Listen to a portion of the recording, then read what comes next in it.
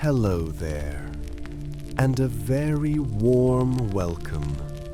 Wherever and whenever you are in the world, I'm so glad you could join us tonight. Perhaps you're listening in the quiet of a late night, or maybe in the gentle light of an early morning. If you feel like it, I'd be happy to know where you're watching from in the comments below. Tonight, our journey takes us somewhere damp, somewhere ancient, and somewhere deeply misunderstood.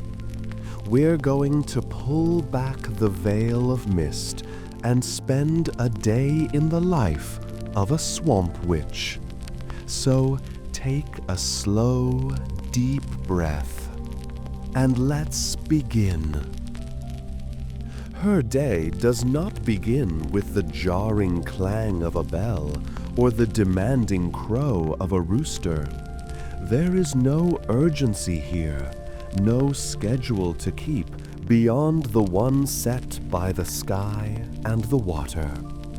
Her awakening is a slow, gentle process, a quiet invitation from the world itself.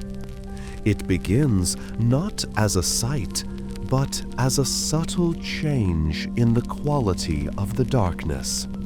The absolute ink-black velvet of the deep night begins to soften at the edges, bleeding into a deep, bruised purple, then to a soft, smoky gray.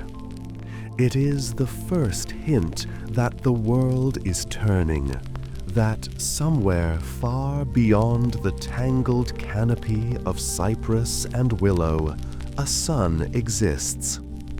This light does not arrive, it seeps.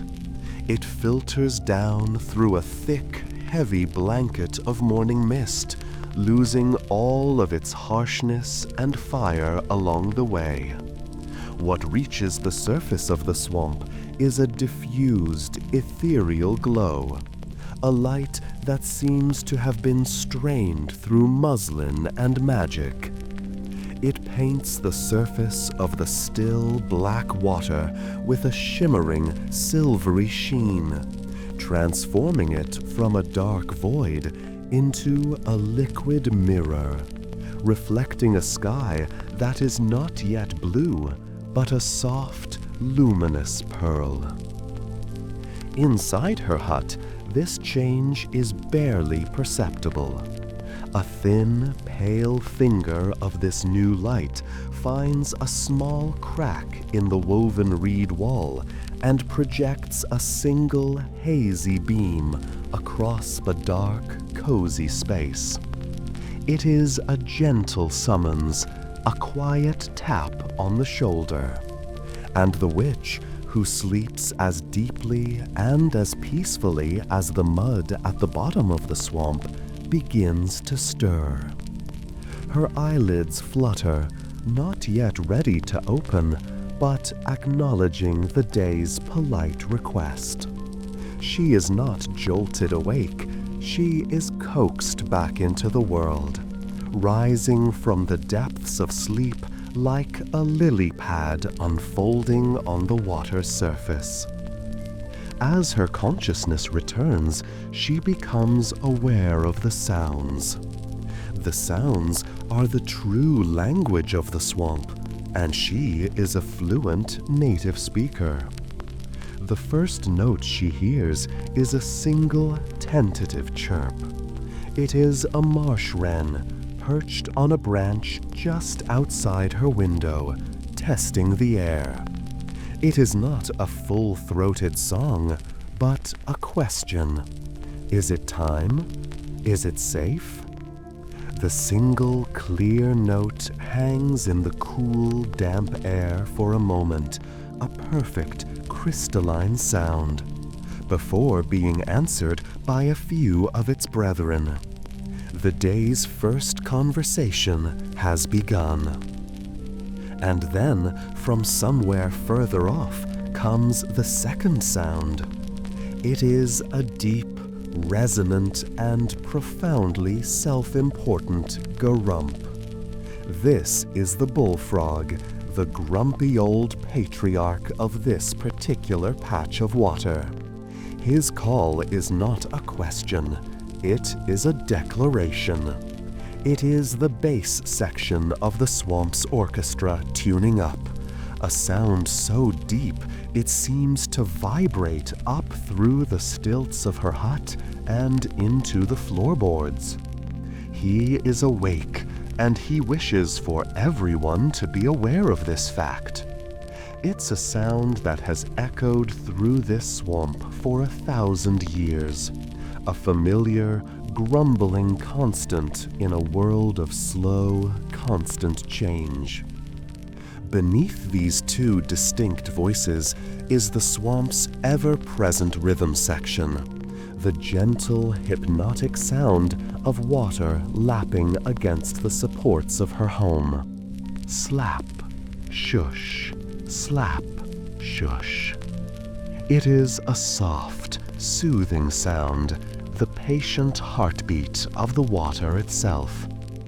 It is the sound of her home breathing, a constant, gentle reminder that she lives on the water, not just beside it.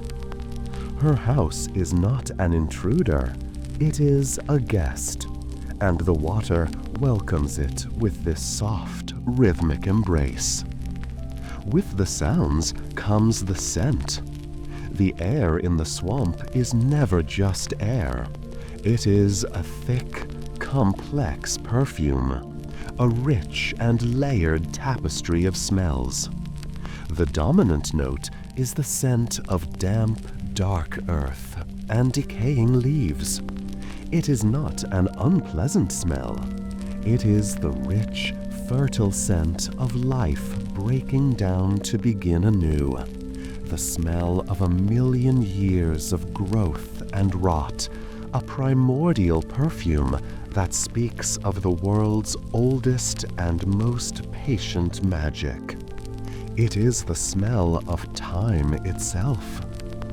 Woven through this deep, earthy base is a thread of something sharp and green, the scent of crushed herbs and snapped reeds, and cutting through it all, a ghost of sweetness. It is the delicate, clean perfume of water lilies, which have just begun to open their pale, waxy petals to the new, soft light. It is as if the swamp, in its own gruff, muddy way, is trying to make a good impression, offering up its prettiest scent to greet the morning. The air itself is cool on her skin as she finally sits up, a single threadbare blanket falling away from her shoulders. It is a heavy air, saturated with moisture, feeling less like a gas and more like a fine, cool mist. It clings to everything, leaving a thin sheen of dew on the wooden surfaces of her hut and a pleasant, refreshing coolness on her face.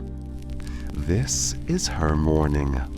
There is no rush, no anxiety, no list of demanding tasks. There is only the slow, gentle unfurling of the world around her. She is a part of it, not separate from it. Her awakening is tied to the light on the water, the chirp of the wren, the scent of the lily. She is a single, quiet note in the vast, complex, and beautiful symphony of the swamp at dawn. And as she swings her bare feet onto the cool, smooth planks of her floor, she does so in perfect time with the rhythm of her world, ready to begin another day, not by conquering it, but by simply joining it in its slow, deliberate, and ancient dance. Her home is not the crooked, menacing shack that you might find in a cautionary tale whispered to frighten naughty children.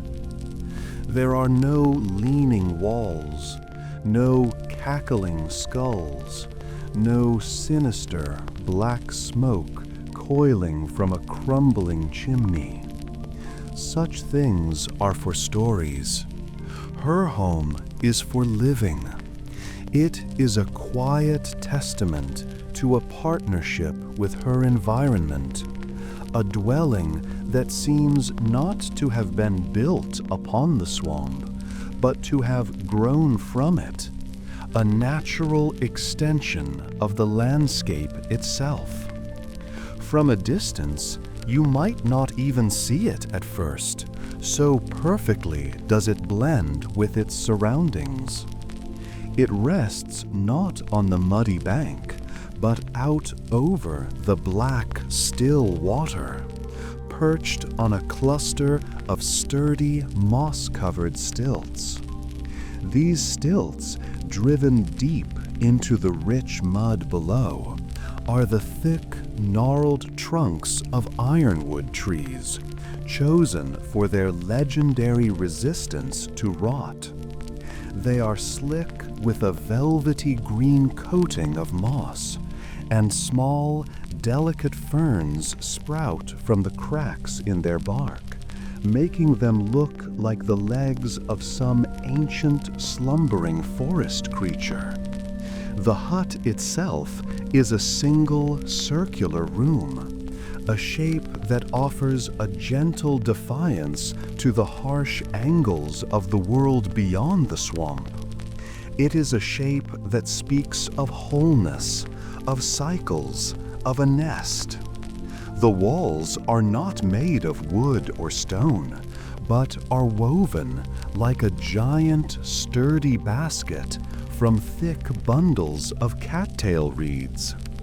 The weave is tight and intricate, a skill passed down through generations of women who knew how to listen to the whispers of the wind and water.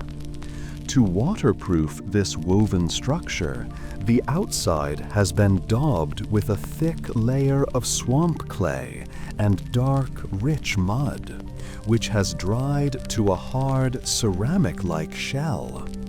Tiny, iridescent beetles have made their homes in the small crevices of this earthen plaster, their shells glinting like scattered jewels in the soft morning light. The roof is perhaps the most remarkable feature, for it is alive. It is a shallow, curved dome covered not in thatch or shingles, but in a thick, living carpet of sphagnum moss, interspersed with hardy ferns and small flowering swamp plants. This living roof is a marvel of organic engineering. It absorbs the heat of the midday sun, keeping the interior cool. It drinks in the frequent rains, preventing leaks and providing a natural filtration system. And in the early morning, it is covered in 1,000 tiny, perfect dewdrops, each one a tiny, shimmering lens reflecting the entire misty world. It is a home that breathes, that drinks, that lives in concert with the seasons. Stepping inside is like entering the heart of a seed pod, a space that is both protective and deeply connected to the world outside. The air within is warm and dry, a stark contrast to the dampness of the swamp, and it smells of dried herbs, wood smoke, and something else, something clean and faintly medicinal, like crushed mint and old paper. The interior is a single, cozy, circular room, and it is a masterpiece of cluttered, practical organization. Every object has a purpose, and every purpose has its place. From the high, domed ceiling hang dozens of bunches of dried herbs tied with simple twine. There are bundles of chamomile for calming troubled sleep, fragrant lavender to soothe anxious minds, and dark, leafy clusters of comfrey, known for its ability to mend broken bones. They hang upside axle down, their faint, dusty perfume filling the air, a constant, gentle aromatherapy. The curved walls are lined with shelves, rough-hewn planks of driftwood supported by brackets of twisted roots. These shelves are a library of the swamp's secrets.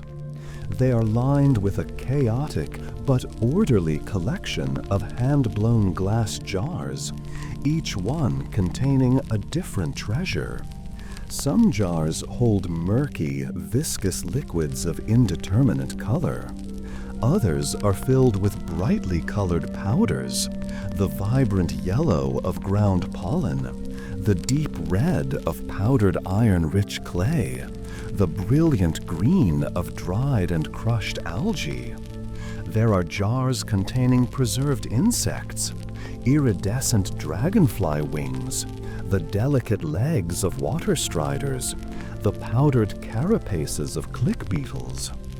Each jar is a word, each shelf a sentence in the complex language of her craft. In the center of the room, directly beneath an ingenious smoke hole in the roof, is the hearth. It is a low, circular construction of smooth, gray river stones, carefully fitted together without mortar. It is not a raging inferno, but a small, gentle fire, kept alive with slow-burning peat that she digs from the deepest parts of the bog. It produces a steady, consistent heat with an almost complete lack of smoke, a trick she learned from observing the natural vents in the earth. A small, soot-blackened kettle is always perched near its edge, ready to provide warm water. The rest of the space is filled with the simple furniture of a solitary life. There is a low bed in one corner, a simple wooden frame strung with woven reeds and piled high with soft, dry moss, and a single thick wool blanket. There is a small three-legged stool and a workbench, its surface stained with a rainbow of potions and scarred with the marks of countless chopping and grinding sessions. A spinning wheel for turning raw cattail fibers into usable twine sits quietly in another corner, a testament to her patient, self-sufficient nature. The hut is cluttered, yes, but it is the clutter of a life lived with purpose. It is the opposite of chaos. It is a web of connections, a physical map of her knowledge. It is deeply, profoundly personal. There is nothing here that was not made by her hands or gathered from the swamp she calls home. It is a place of safety, of warmth, of quiet, concentrated work. It is not the lair of a monster. It is the workshop of an artisan, the library of a scholar, and the nest of a woman who has found her perfect symbiotic place in the world. Her first actions of the day are not marked by flashes of lightning or the chanting of arcane words. There are no cauldrons boiling with sinister intent, no ancient tomes slammed open to a page of forbidden spells. Her magic is quieter, more intimate, woven into the very fabric of her morning routine. It is a series of simple, grounding rituals, each one designed to connect her to her home, to her body, and to the day that is slowly unfurling around her. The first ritual is that of water.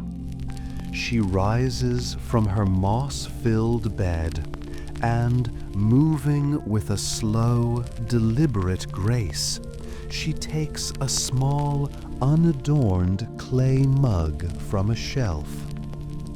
She steps to the door of her hut, a simple curtain of heavy woven reeds, and pushes it aside. The cool, misty air of the morning greets her, a gentle, damp kiss on her skin. Just outside, tucked under the eaves of her living roof, sits a large, wide-mouthed wooden barrel. The thick, living moss of the roof acts as a natural sponge, and overnight it has collected the evening's dew and condensation, filtering it as it trickles down into this barrel. This is her drinking water, pure, clean, and infused with the subtle green essence of the moss itself. She dips her mug into the barrel, the water so cold it makes her knuckles ache for a moment, and then brings the full mug back inside. Her next stop is the hearth. The peat fire from the night before has burned down to a bed of soft gray ash with a few deep, glowing red embers at its heart, like sleeping dragon's eyes. She does not need bellows or flint and steel.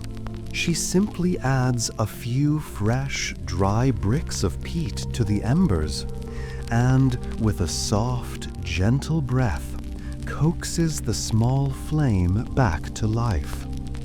It is a quiet, patient process, a conversation with the fire. As it catches, she places her small, soot-blackened kettle directly onto the river stones at the edge of the hearth to warm. While the water heats, she turns to her hanging herbs. Her hand moves with practiced certainty, bypassing the more potent and esoteric plants until it finds what it is looking for, a small, unassuming bundle of a particular type of dried feathery moss. It is called sun-waker moss, not because it has any grand magical properties, but because the old tales say the wrens like to use it in the first nests of the spring. She plucks a small pinch from the bundle, a little goes a long way, and drops it into her empty clay mug. By now, the water in the kettle is beginning to steam. It is not boiling, just hot enough to coax the flavor from the delicate moss. She pours the hot water into her mug, and the dried moss immediately begins to unfurl, rehydrating and releasing a faint greenish gold color into the water. The aroma that rises is not sweet or floral. It is earthy, clean, and deeply grounding, the scent of a forest floor after a rain. This is her morning tea. She holds the warm mug in both hands, letting the gentle heat seep into her palms, and takes a slow, deliberate sip. The flavor is subtle and complex, a little like green tea, a little like damp soil, with a clean, mineral finish. It is not a jolt of energy like coffee.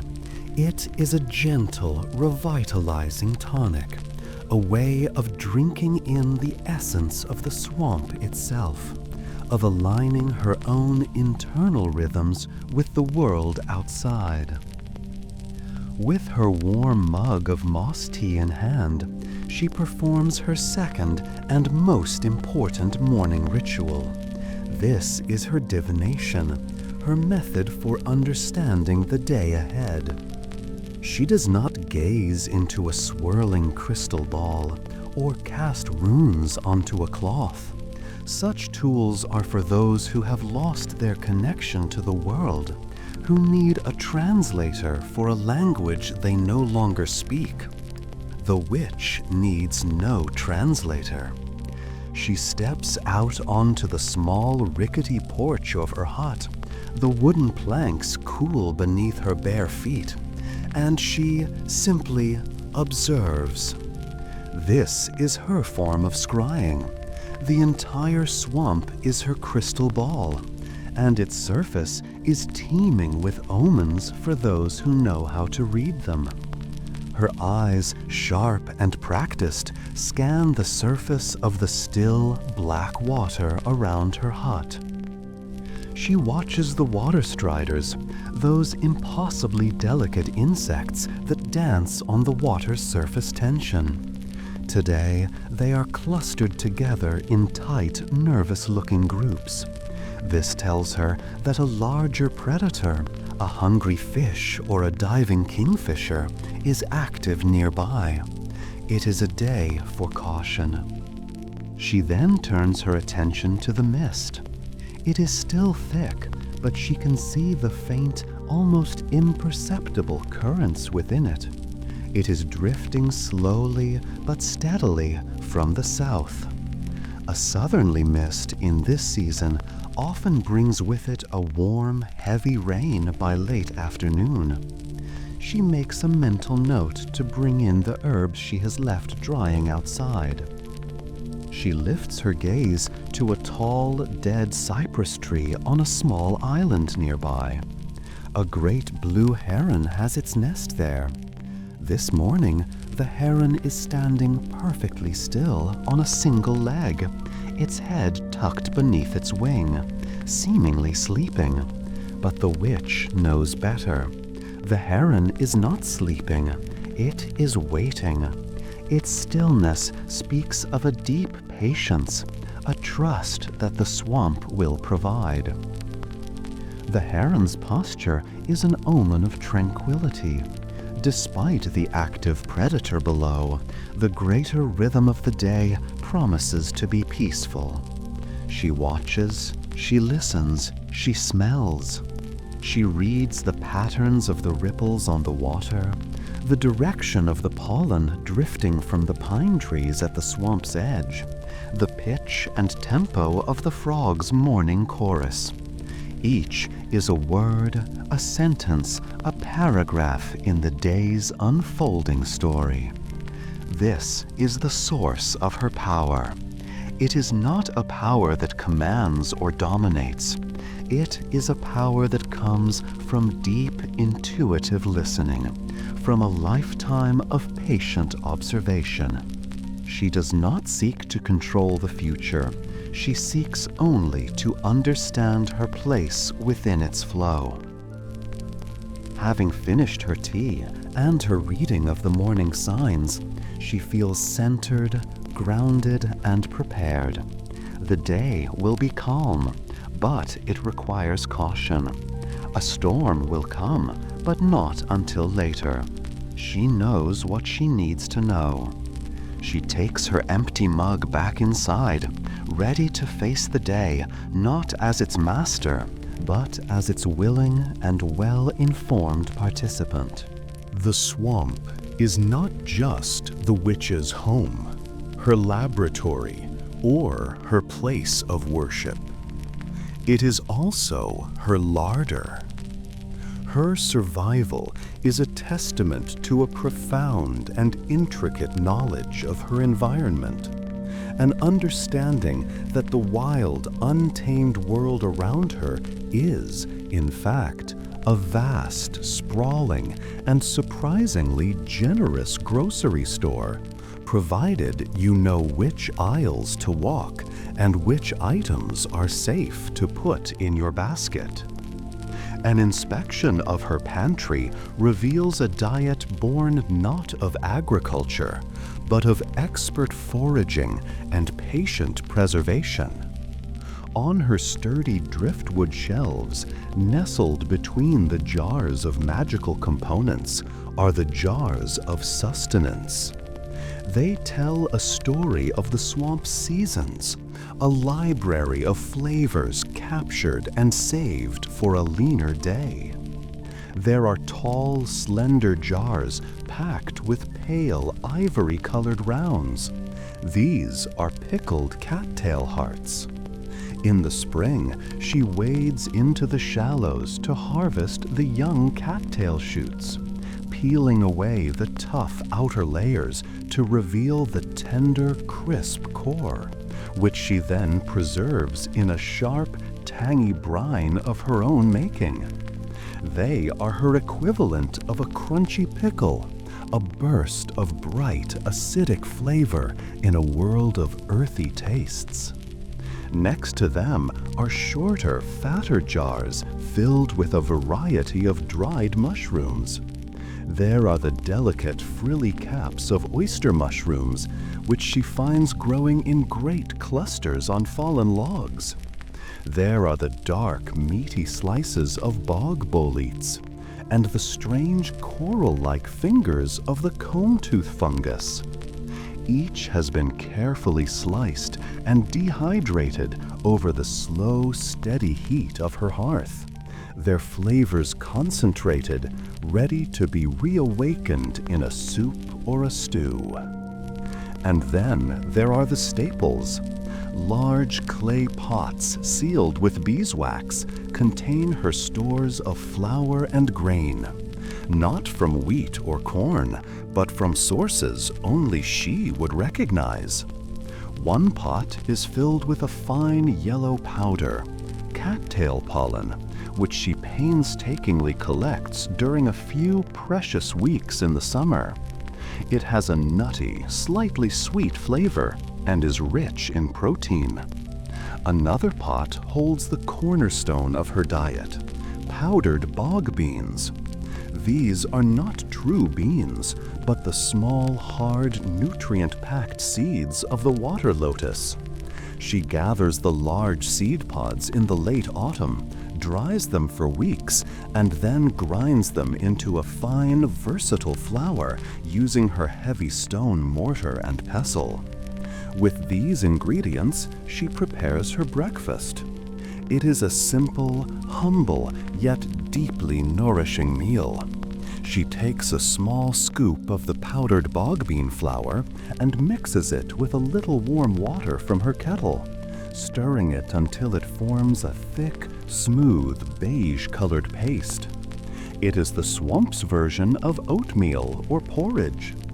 The flavor on its own is nutty and slightly chalky, but she has her own special sweetener.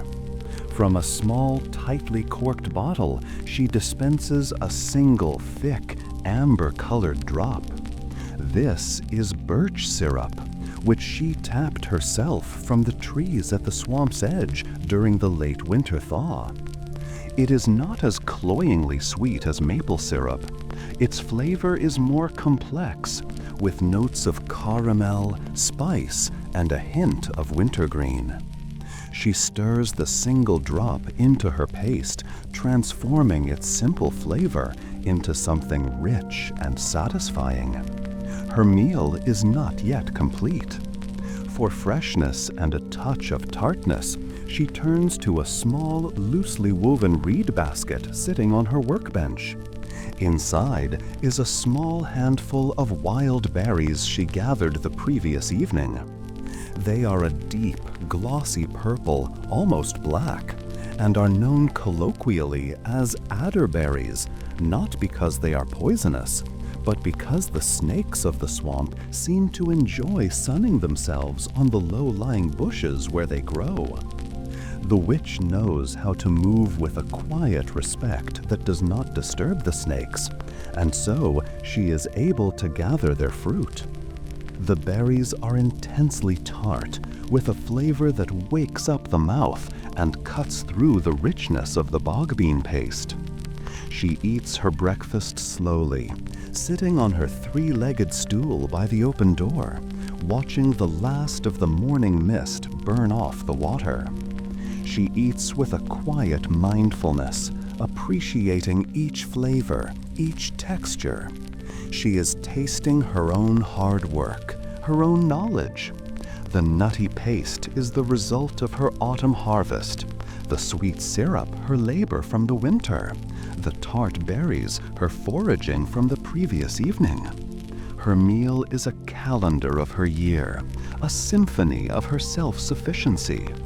This complete harmony with her environment is the core of her identity. She is not a conqueror of nature. She is a participant in it. She understands its rhythms, its gifts, and its dangers. She knows which mushrooms will nourish her and which will kill her.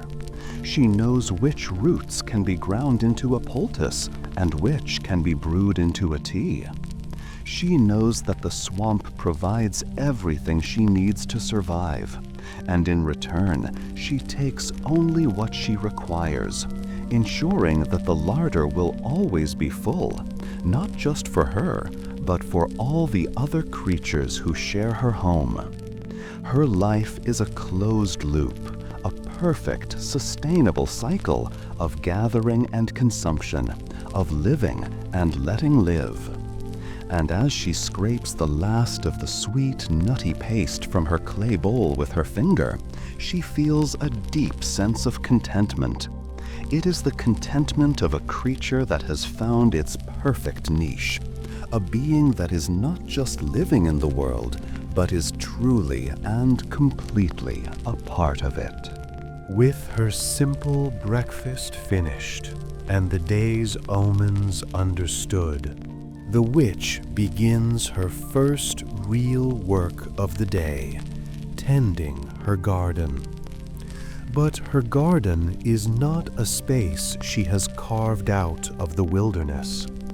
It is not a plot of land with neat tilled rows, enclosed by a fence to keep nature at bay.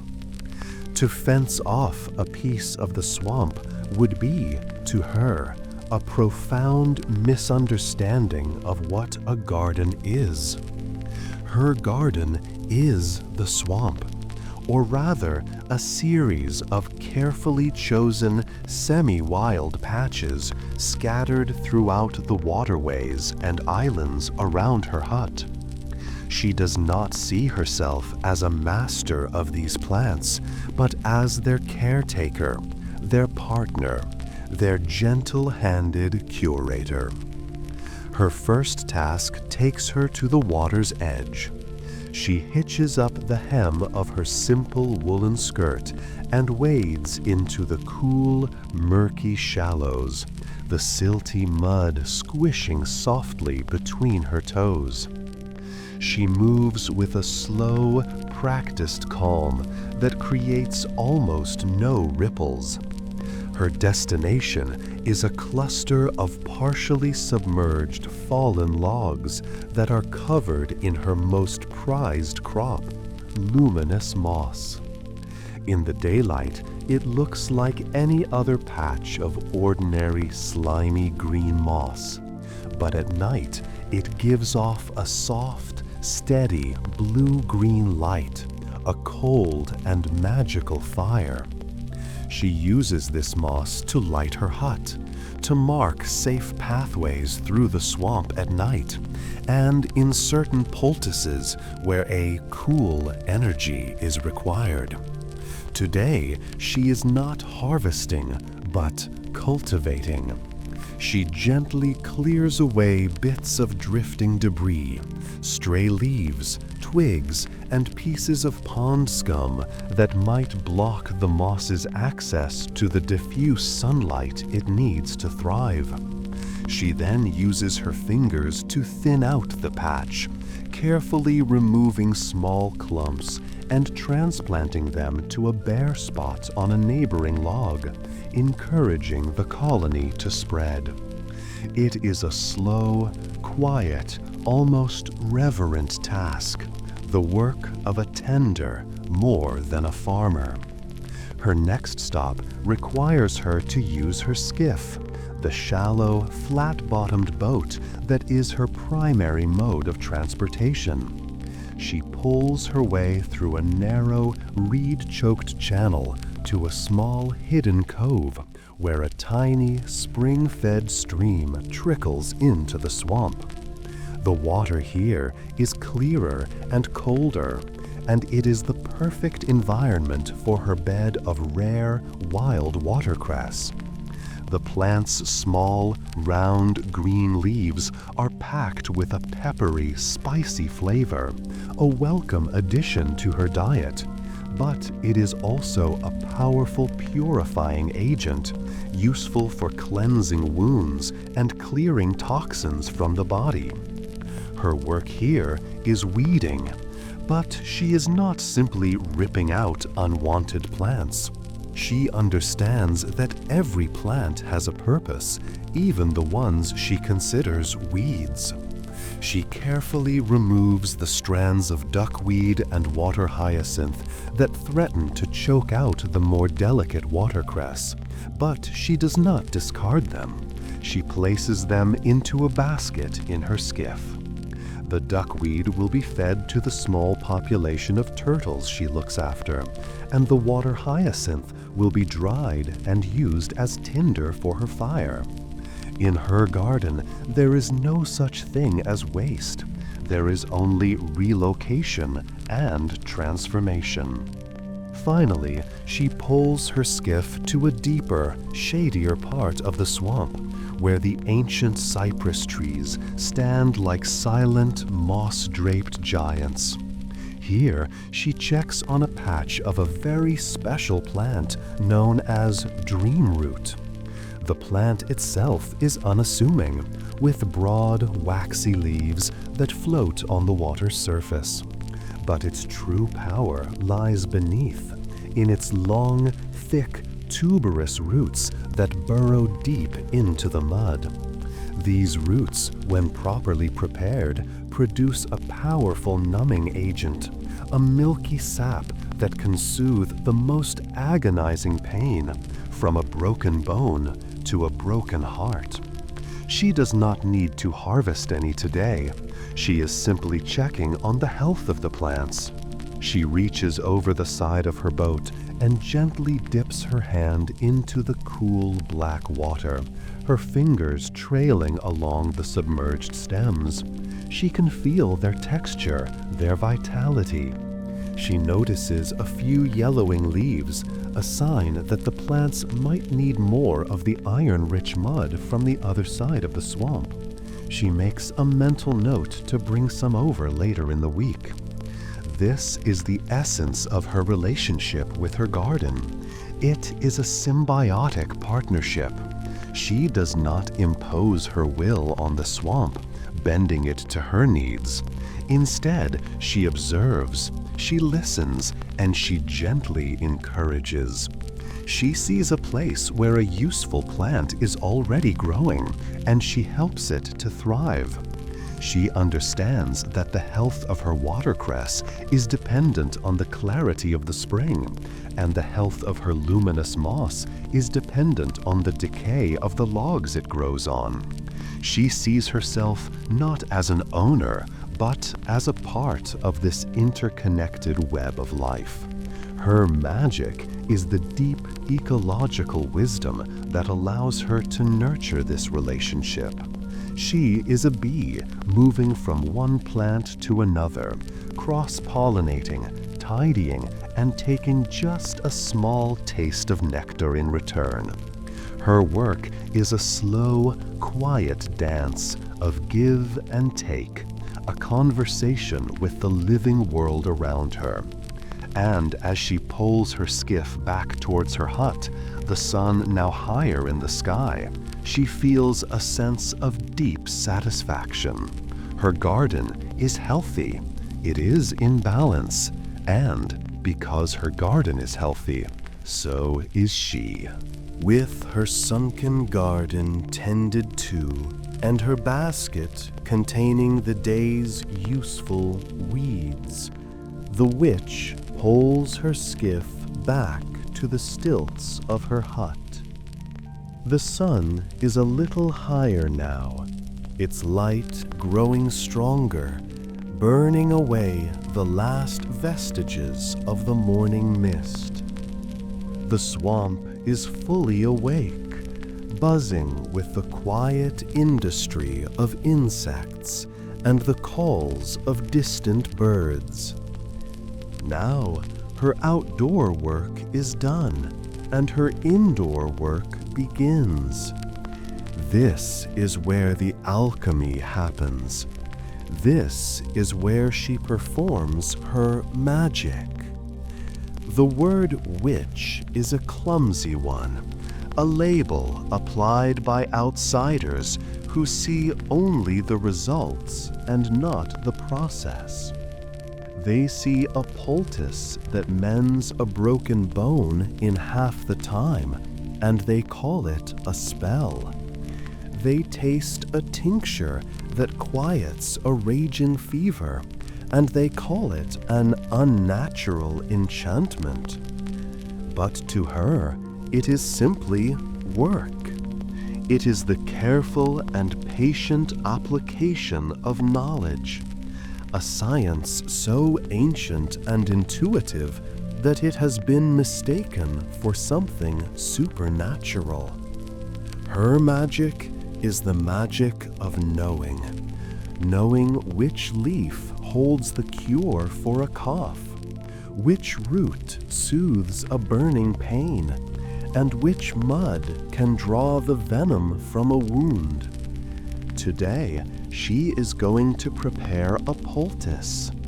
The omens she read in the morning, the cautious water striders, the patient heron, spoke of a day of quiet, but one that required care.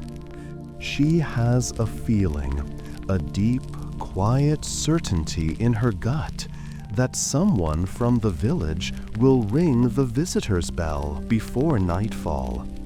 Someone with an ache, a pain that the village doctor's clumsy leeching cannot fix. She enters her hut, the air inside cool and fragrant. Her eyes scan the dozens of herbs hanging from the rafters, a familiar, fragrant library. She is not looking for anything dramatic. She bypasses the bundles of nightshade and wolfsbane, plants of power and great danger. Her hand settles on a cluster of dried, broad leaves with a silvery white underside. The villagers call it ache leaf, a simple, descriptive name for a plant that has the remarkable ability to soothe deep rheumatic pain in the joints. She plucks a handful of the dry, brittle leaves from the bundle. They rustle like old paper in her hands. She carries them to her workbench, the scarred and stained heart of her laboratory. Here sits her mortar and pestle. It is not a dramatic, bubbling cauldron, but a heavy, humble tool carved from a single solid piece of granite, the bowl worn smooth and deep from centuries of use. The pestle is a perfectly shaped river stone, heavy and cool to the touch. It fits in her palm as if it were an extension of her own arm. She drops the dried ache leaves into the mortar, and then she begins to grind. The sound fills the small hut. It is a rhythmic, meditative sound, a soft, gritty shush as she drags the pestle around the curve of the bowl, followed by a dull thump as she brings it down in the center. Shush, thump, shush, thump. It is a slow, patient process. She is not pulverizing the leaves, she is persuading them to release their essence. As she works, the leaves break down, transforming from brittle fragments into a fine, soft, pale green powder. A clean, sharp, almost minty aroma rises from the bowl, the captured spirit set free. When the powder is as fine as dust, she sets the pestle aside. The first ingredient is prepared. She now turns to a large, sealed clay pot in the coolest, darkest corner of her hut. She removes the heavy lid, and the air is immediately filled with a new scent, the clean, cold smell of mineral-rich mud. This is not just any mud. It is a special healing clay she harvests only once a year from a hidden underwater spring deep in the swamp's heart. It is a strange blue-gray color, and it remains cold to the touch even on the warmest days. She takes a small wooden scoop and dollops a generous amount of the cool, smooth clay into the mortar with the green powder. Now comes the mixing. She does not use a spoon or a stick. She uses her hands. She believes that to truly understand a remedy, you must feel it. She plunges her fingers into the bowl, mixing the cool, wet clay and the fine, dry powder together. She works the paste, kneading and folding it, feeling its texture change as the powder is absorbed, the mixture becoming smooth, thick, and uniform. It is an intimate act, a direct transfer of her own warmth and intention into the poultice. The paste is almost ready, but it lacks one final crucial element. It needs a catalyst, an ingredient to awaken the healing properties of the leaf and the mud. She moves to a high shelf where a collection of tiny, tightly stoppered glass vials are stored. Each one holds a single precious drop of a potent substance. She selects one labeled with a small serpentine symbol. Inside is a single pearlescent drop of snake venom. She has a deep respect for the venomous snakes of the swamp, and she knows how to harvest a tiny amount of their venom without harming them, a delicate process involving a piece of stretched membrane and a great deal of patience. She uncorks the vial and with a steady hand lets the single, thick, milky drop fall into the center of the green paste. The effect is immediate and beautiful. Where the drop lands, the paste fizzes for a moment, a barely audible hiss, and the color of the mixture deepens from a pale green to a rich, vibrant emerald. The remedy is now alive. As she gives the paste one final stir, she begins to murmur. It is not a chant, not an incantation in a forgotten demonic tongue. Her voice is a low, soft hum, and the words she speaks are simple. Leaf of the wild, you soothe the fire in the bone. Mud of the deep earth, you draw the ache from the joint. Serpent's gift, you carry the healing deep. It is a recipe, a reminder, and a sign of respect. She is acknowledging the power of each ingredient, focusing her will and her gratitude into the remedy. This is her truest magic, the union of knowledge, material, and intention. With the poultice complete, she scoops the vibrant, cool emerald green paste into a small, clean clay pot and covers it with a lid of waxed cloth. it is ready, it will sit on her workbench, waiting for the faint, distant ringing of a bell, for the arrival of someone whose body is crying out for the quiet, patient alchemy of the swamp.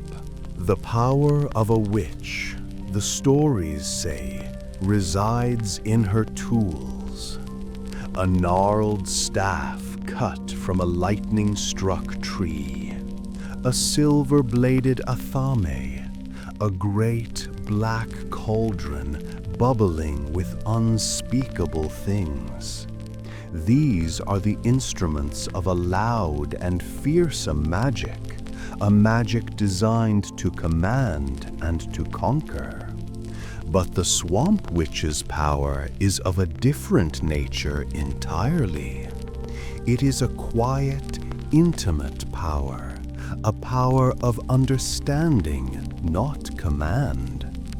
And so her tools are not weapons of magical warfare. They are the humble, well-worn implements of a quiet trade.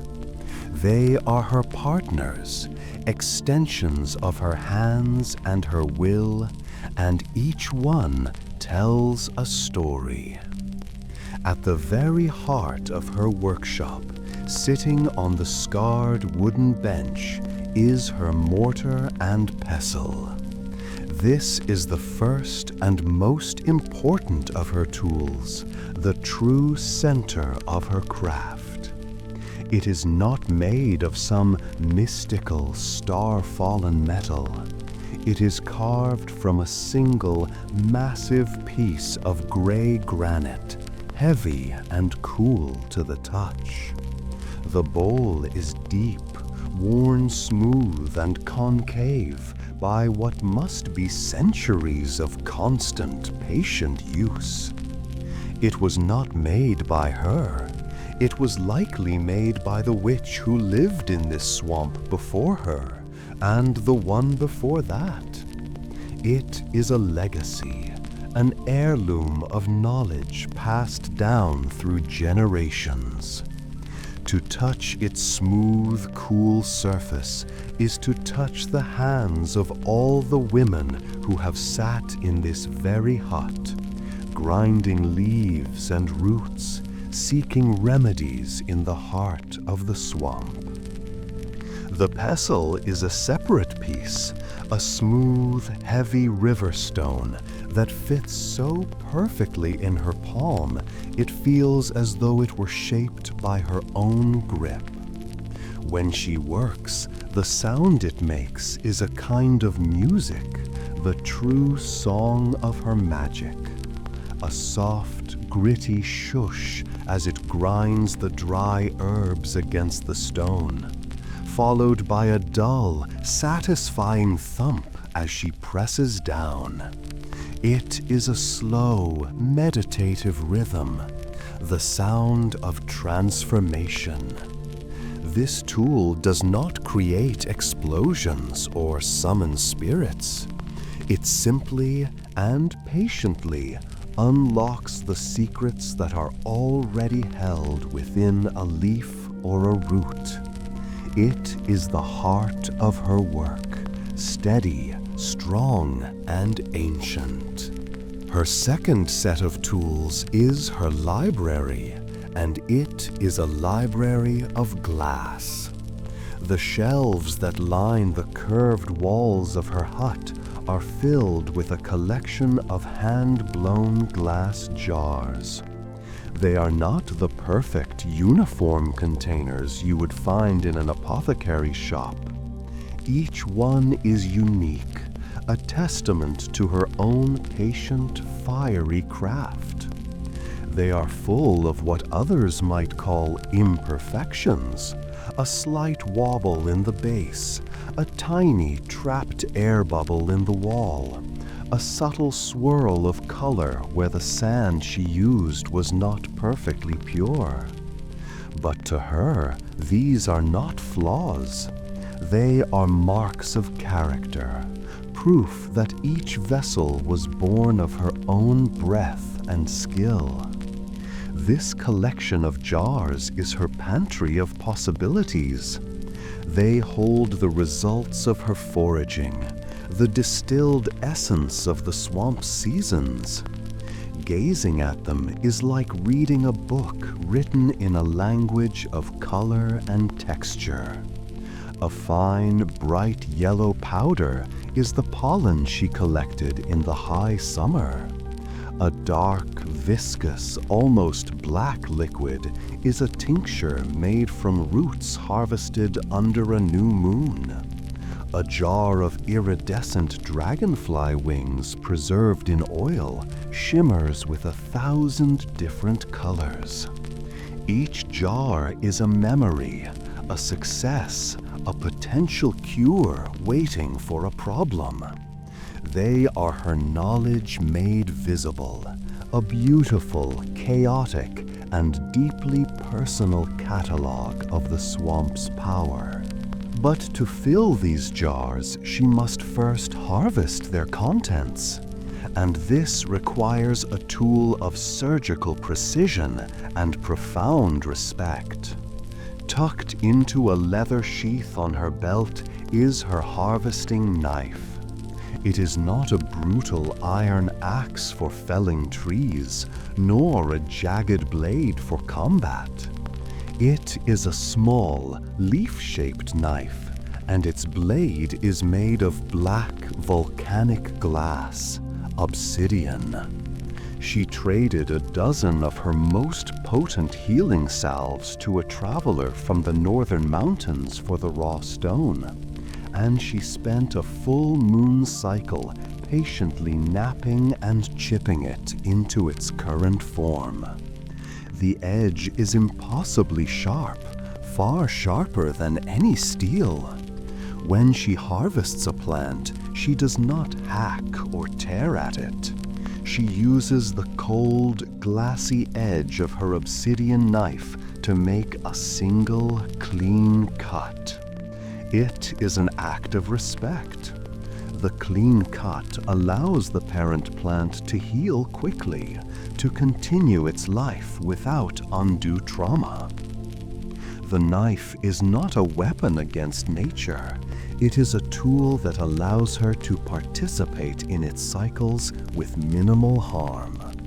Holding it in her hand, she feels not aggression, but a sense of focus and responsibility. It is a quiet, deadly sharp tool used for the gentle purpose of gathering life. Perhaps the most personal of all her tools are her nets. She has several of them in different sizes and for different purposes. One with a wide open weave is for catching drifting weeds and pond scum from the water's surface. Another with a finer mesh is for catching the small silvery fish that dart through the shallows. But what makes these nets unique is the material from which they are woven.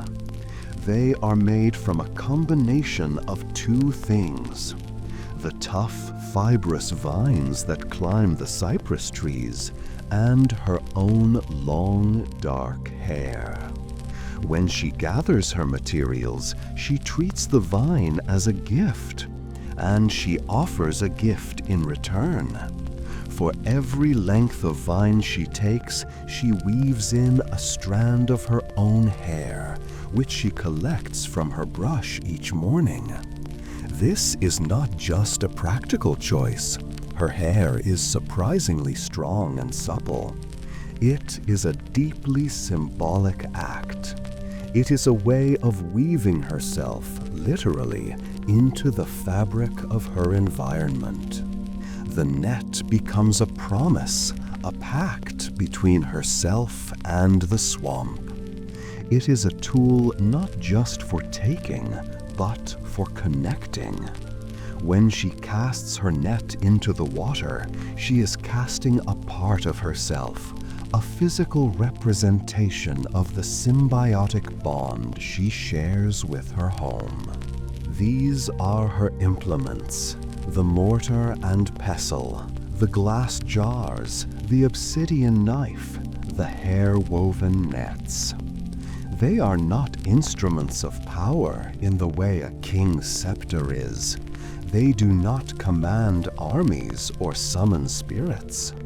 Their power is quieter, more humble. They are tools of patience, of knowledge, of respect. They have been worn smooth by her hands, stained by her work, and imbued with her intention. They are silent partners in their daily dance with the swamp. They are the tools of a quiet trade, and in their silent, worn-out surfaces, you can read the true history of her magic. The word solitary is often used to describe her, and it is true, in a sense. She is the only human for miles. But to say she is alone would be a profound misunderstanding of her life. The swamp is not an empty stage upon which she performs her daily rituals. It is a bustling, thriving metropolis, teeming with a diverse and vibrant population of creatures, each with its own purpose, its own territory, and its own personality. The witch is not their ruler, nor their zookeeper. She is simply another resident, a quiet neighbor who has, over many years, established a series of silent, respectful relationships with the other inhabitants of her watery neighborhood. These creatures are her true companions, her silent neighbors. Her most formidable neighbor, and perhaps her oldest acquaintance, is an ancient alligator. He is a colossal beast, a living relic from a bygone age, his hide as gnarled and ridged as the bark of a cypress tree. One of his eyes is a milky, unseeing orb, the scar of a long-forgotten battle. She calls him Old One Eye, though never to his face. He has claimed a large, sun-drenched, half-submerged log as his personal throne, and he spends most of his days there, basking in any warmth he can find, looking for all the world like a piece of driftwood himself. Outsiders would see him as a monster, a lurking danger. The witch sees him as the swamp's grumpy old landlord. They have a silent, unspoken agreement, a treaty negotiated over decades of shared space. She never pulls her skiff too close to his log. He, in turn, never ventures near her hut. Their relationship is one of mutual, cautious respect. Sometimes, as she sits on her porch, she will watch him, and he will seem to watch her back with his one good, intelligent reptilian eye. There is no affection between them, no sentimentality. There is only a deep, primal understanding. They are the two ancient, dominant forces in this small corner of the swamp, and they have agreed to a peaceful, if distant, coexistence. A more active relationship she cultivates is with the local kingfisher. The kingfisher is a flash of impossible electric blue, a living jewel that darts through the air with breathtaking speed. He is the swamp's most skilled fisherman, and the witch deeply admires his prowess. She sees him not as a competitor for the swamp's resources, but as a master artisan from whom she can learn. Theirs is a relationship built on offerings. Whenever she casts her hair-woven net and catches more fish than she needs for her own meal, she takes the smallest, shiniest ones and leaves them on a particular flat, mossy rock that juts out over the water. It is the kingfisher's favorite perch. She does this not as a way to tame him or to make him her pet. It is a simple gesture of respect, an offering from one fisher to another. The kingfisher, in his own way, repays her. His loud, rattling call often serves as a warning, alerting her to the presence of a snake on the path, or an otter trying to steal from her submerged root garden. Theirs is a friendship of convenience and professional courtesy, a barter system of fish for information. But her most intimate and constant companions are the frogs. The swamp is a kingdom of frogs, and their voices are the ever-present soundtrack to her life. They are everywhere: green frogs, brown frogs, tiny jewel-like tree frogs, and of course, the great booming bullfrogs. She does not see them as a plague or a nuisance, and certainly not as potential ingredients for a bubbling cauldron. She sees them as the swamp's town criers, its gossips, its collective consciousness. She speaks to them, not in a commanding, magical language, but in the low, gentle tones one might use with a skittish cat or a nervous child.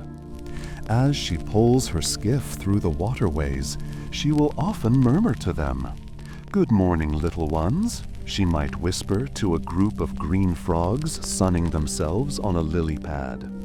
"The water feels cool today, doesn't it?" They do not, of course, understand her words, but they understand her tone. They understand her calm, non-threatening presence. They do not scatter in a panic as she passes. They simply blink their great golden eyes and continue to sun themselves, accepting her as a natural part of the landscape. More importantly than speaking to them, however, she listens to them. Their chorus is not just noise, it is data. She can read the health of the entire swamp in the pitch, tempo, and volume of their calls. A sudden panicked silence from one section of the marsh means a predator, like a heron or a water snake, is on the hunt. A particularly loud, energetic chorus after a rain means the water levels are good and the breeding season will be a healthy one. A weak, sparse, or off-key chorus is a worrying sign, an omen that something is wrong with the water's quality, a sign of sickness or pollution that she must then investigate. The frogs are her barometer, her early warning system. They are the thousands of tiny, sensitive heartbeats of the swamp, and by listening to them, she can keep her finger on the pulse of her entire world. These silent, or not so silent neighbors are the fabric of her social life. Her days are woven around their rhythms. She knows the hunting grounds of the otter, the nesting sites of the egret, the flight paths of the dragonfly. She respects their territories, learns from their behaviors, and mourns their passing. She is a solitary human, a witch living in self-imposed exile from her own kind. But she is also a citizen of a thriving, complex, and deeply interconnected society. She is a neighbor to the alligator, a colleague to the kingfisher, and a confidant to the frogs. In this world of mud, mist, and buzzing insects, she is never, ever truly alone. The midday sun, now high in the sky, has burned away the last of the morning mist, and the swamp has settled into the quiet, buzzing hum of its afternoon rhythm. The witch has finished her morning's work. Her garden is tended, her poultice is prepared, and her silent neighbors have been greeted. Now it is time for a journey. It is time to venture out from the familiar waterways around her hut and into the deeper, wilder, less traveled heart of the swamp. It is time to forage. She unties her skiff from the stilts of her hut. The boat is as much a part of her as her own hands. It is a simple, humble vessel, a shallow, flat-bottomed craft made from the lightweight, waterproof wood of the cypress tree. It is not built for speed or for open water. It is designed to glide silently through the narrowest of channels, to skim over submerged logs, and to navigate the intricate, liquid labyrinth of her home. At the stern is a small raised platform where she stands, propelling the boat not with oars, which would be too clumsy and loud, but with a long, slender pole made from a single, smooth shaft of ash wood. She pushes off from her hut with a gentle shove, and the skiff glides out into the open water, a silent, graceful shadow moving through a world of green and black. The journey is a full sensory immersion, a slow-motion exploration of a world that is teeming with a strange and ancient beauty. She pulls her way through a great, silent forest of bald cypress trees, their massive trunks rising straight out of the black, still water. Their bases are flared and buttressed, and all around them, the bizarre conical shapes of cypress knees poke up through the surface like the gnarled knuckles of a submerged giant. They are the breathing roots of the trees, and they create a strange, surreal, architectural landscape. Hanging from the high branches of these ancient trees are long, ghostly veils of Spanish moss. It drapes from every limb, swaying gently in the faint breeze, looking like the tattered, silver-gray curtains of a forgotten ballroom. The sunlight filters through this moss, dappled and green, painting shifting, hypnotic patterns on the water's surface. The air beneath this canopy is cool and still, and sound is muffled, as if she has entered a vast natural cathedral. She pulls onward, leaving the cypress forest behind and entering a more open, sun-drenched area of the swamp. Here, the water is covered in a thick green carpet of lily pads, their broad, waxy leaves providing a resting place for sunbathing frogs and a hunting ground for dragonflies. The sudden electric blue flash of a dragonfly's wings as it darts through the air is a startling, beautiful sight against the monotonous green.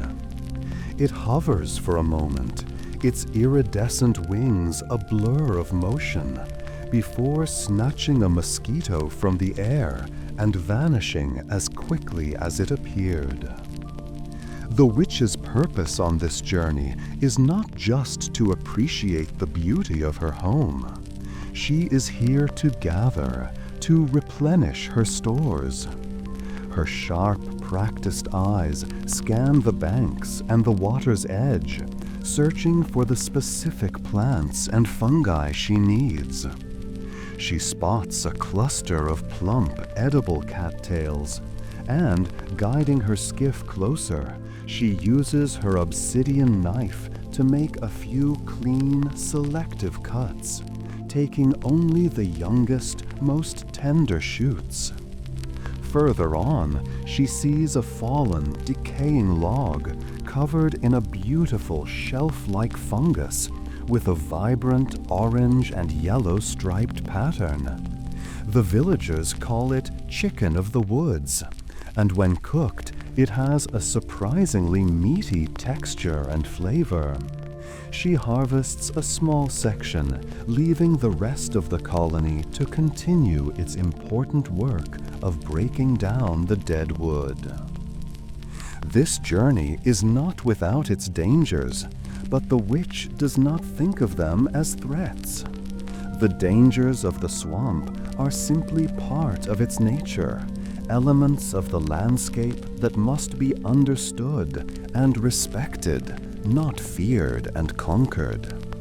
She knows, for example, which patches of seemingly solid grassy ground are actually treacherous pockets of quicksand. She can identify them by the subtle change in the vegetation, the slight watery sheen on the grass.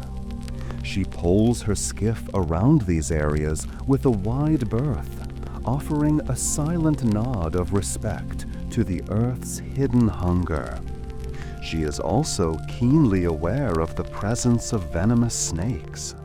She knows that the thick, tangled root systems of the mangrove trees are a favorite hiding place for the cottonmouth, a snake with a bite that can be fatal. She does not move through these areas with a large stick, beating the bushes to scare them away. Instead, she moves with a profound quietness.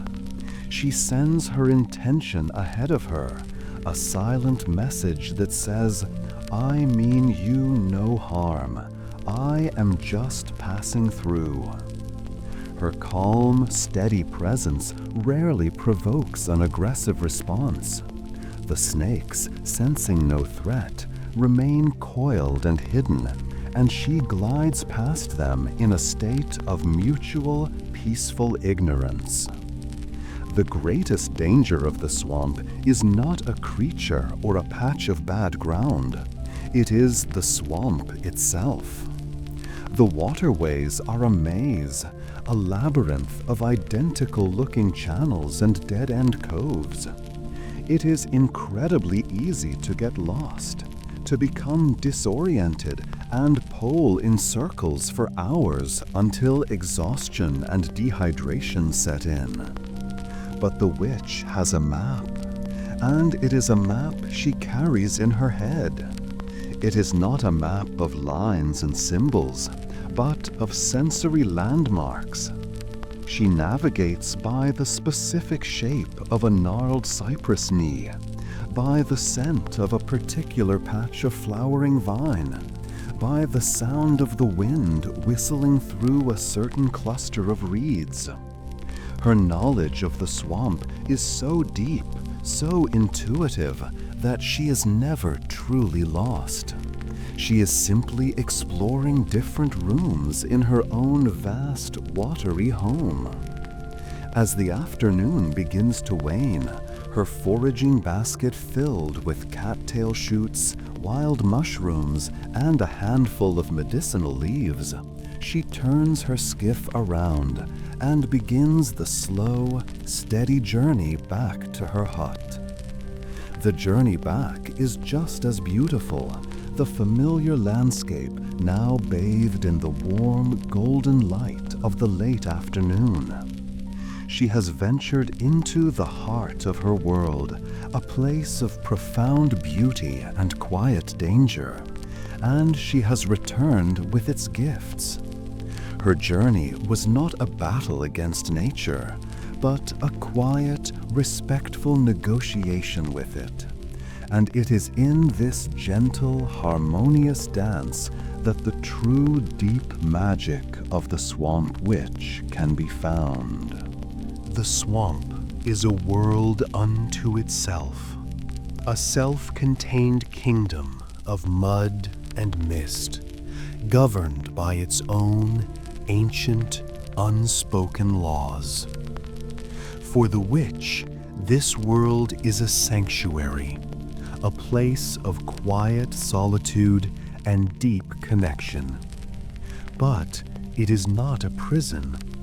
While she has chosen to live apart from the world of men, she has not cut herself off from it entirely. She maintains one single, tenuous thread of connection to the nearby village, a connection embodied by a simple, humble object, a bell. At the furthest, driest edge of the swamp, where the solid ground of the farmlands finally gives way to the treacherous, muddy banks, stands an old, gnarled willow tree. Its branches hang low over the water, its bark is scarred with age, and its roots have been exposed by years of seasonal floods. This tree marks the boundary, the liminal space between her world and theirs. And hanging from one of its low, sturdy branches, suspended by a length of old, frayed rope, is a small bronze bell. It is not a grand, imposing church bell. It is a simple, unadorned thing, perhaps once used to call sheep or to announce dinner on a farm. Years of exposure to the damp, humid air have coated it in a thick, beautiful patina of verdigris, turning the bronze a mottled, chalky blue-green. Attached to the bell's clapper is a long, thin cord of plaited leather, which hangs down within easy reach of someone standing on the path. This is the visitor's bell. This is the only way the outside world can contact her. The path leading to this tree is a path that no one from the village dares to tread. It is overgrown, muddy, and shrouded in local legend. The villagers tell stories of will-o'-the-wisps that lead travelers astray, of strange spectral lights dancing over the water, of the ground itself swallowing unwary wanderers. These stories, born of fear and misunderstanding, serve as a natural, invisible fence, protecting the witch's solitude more effectively than any wall or gate ever could.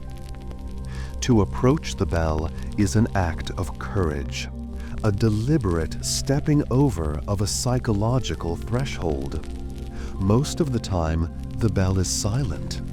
Days, sometimes even weeks, can pass without its sound disturbing the peace of the swamp.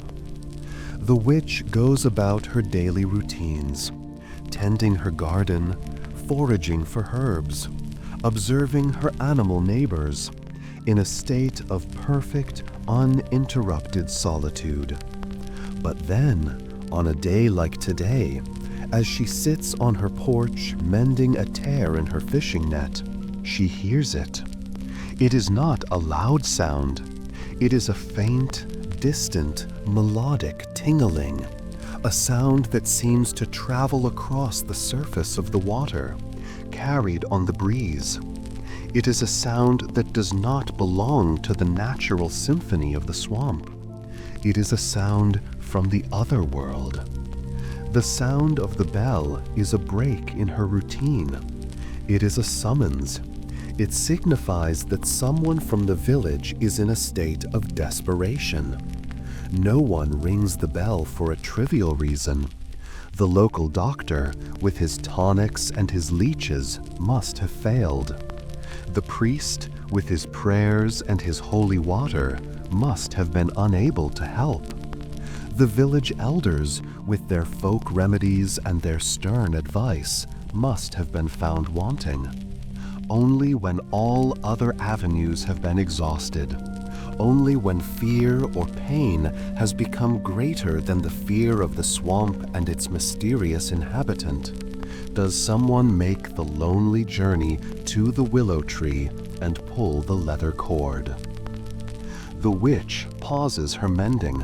She sets down her bone needle and listens, her head cocked to one side. She waits. A single ring could be an accident, a child playing a foolish prank. But then it comes again, tingling. And a third time, more insistent now, tingling. The call is genuine. Someone is waiting. Someone needs her help. She does not sigh with exasperation. She does not feel her peace has been disturbed. She feels a quiet sense of purpose. This is part of her role, part of her pact with the world. Her solitude is not a rejection of humanity. It is simply the condition under which she can best cultivate the skills that humanity sometimes needs. She rises, her movements unhurried, and goes inside her hut. She finds the small clay pot containing the emerald green poultice she prepared earlier in the day. Her foresight, her reading of the morning's omens, has proven correct. She wraps the pot in a piece of clean, soft linen, along with a few extra dried leaves, and a small bundle of calming herbs for tea, and places it carefully into a woven reed basket. Then she heads for her skiff. The journey to the bell tree is one she knows well.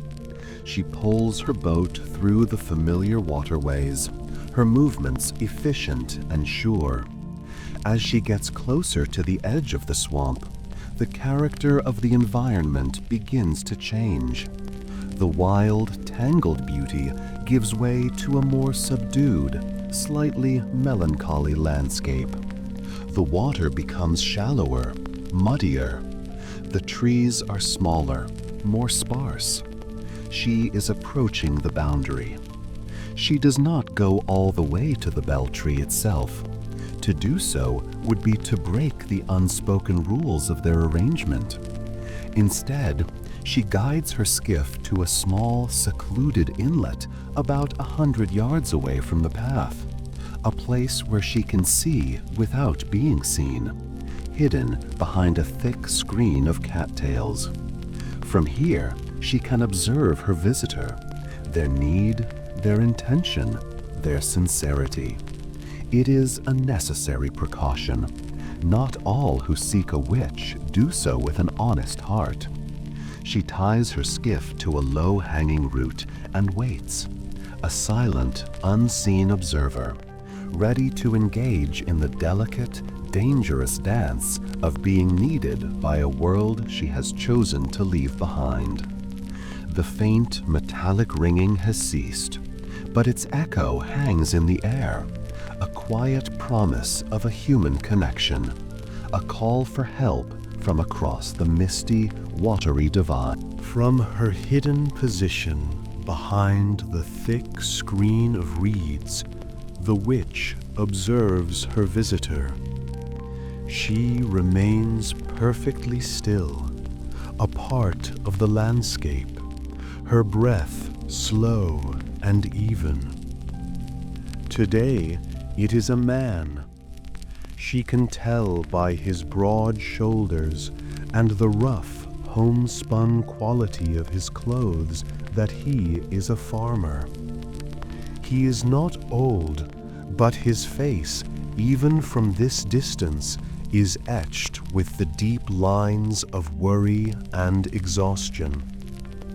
He stands hunched by the bell tree, twisting a ragged cap in his hands, his posture a portrait of desperation. He stares out over the water, his eyes full of a fearful hope, searching for any sign that his summons has been heard. The witch watches him for a long time, reading his story in his stance. He is not here out of greed or malice. He is not a thrill seeker or a skeptic come to test her. He is a man at the end of his rope. This is the typical visitor. It is always someone driven by a fundamental human need, fear, pain, or love. Sometimes it is a young woman, her heart broken, seeking a charm to win back a straying lover. A request the witch usually deflects with a sachet of calming herbs and some quiet, practical advice about the foolishness of trying to command another's heart. Sometimes it is a hunter, his pride wounded as much as his leg, with a deep gash from a boar's tusk that has refused to heal and now glows with an angry red infection. But most often, it is someone like this man, a parent, their heart heavy with the fear of losing a child to a sickness that the village doctor cannot maim or cure. Having assessed his sincerity, the witch decides to reveal herself. She does not appear in a flash of smoke or a clap of thunder. She simply pulls her skiff out from behind the reeds and glides silently across the water towards him. The farmer gasps when he sees her, his hand flying to the small protective amulet he wears around his neck. He has heard the stories of the swamp witch, a gaunt, terrifying figure with glowing eyes and long, claw-like fingernails. The reality is far less dramatic. He sees a woman of indeterminate age, with kind, knowing eyes and hands that are stained with the earth and herbs of her trade. She stops her skiff a respectful distance from the shore, the boat bobbing gently on the water. She does not speak first. She simply waits, her expression calm and patient, inviting him to state his purpose. The farmer, his voice trembling at first, begins to speak. He tells her of his young daughter, of a fever that has raged for 3 days, a fever that makes her cry out in her sleep and has left her as limp as a rag doll. He tells her of the doctor's useless, expensive tonics, of the priest's hollow, unanswered prayers. His words tumble out in a rush, a torrent of fear and helplessness. The witch listens. She listens with her whole being, her gaze never leaving his face. She does not interrupt. She does not offer false reassurances. She simply provides him with the rare gift of being completely and totally heard. When his story is finished, he falls silent, his shoulders slumping, his last reserves of hope now resting entirely on this strange, quiet woman in her small, unassuming boat. Only then does the witch speak.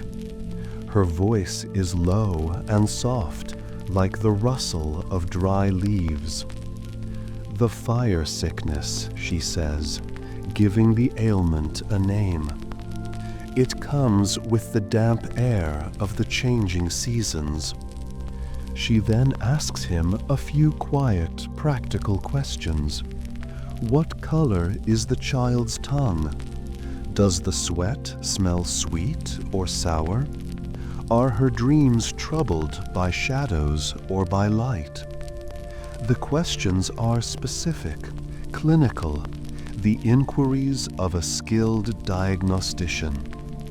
The farmer answers as best he can, his awe growing with each question. She seems to understand the sickness in a way no one else has. Satisfied, the witch reaches into the reed basket at her feet. She takes out the small linen-wrapped bundle she prepared earlier. "You will do this," she says, her voice calm and instructional.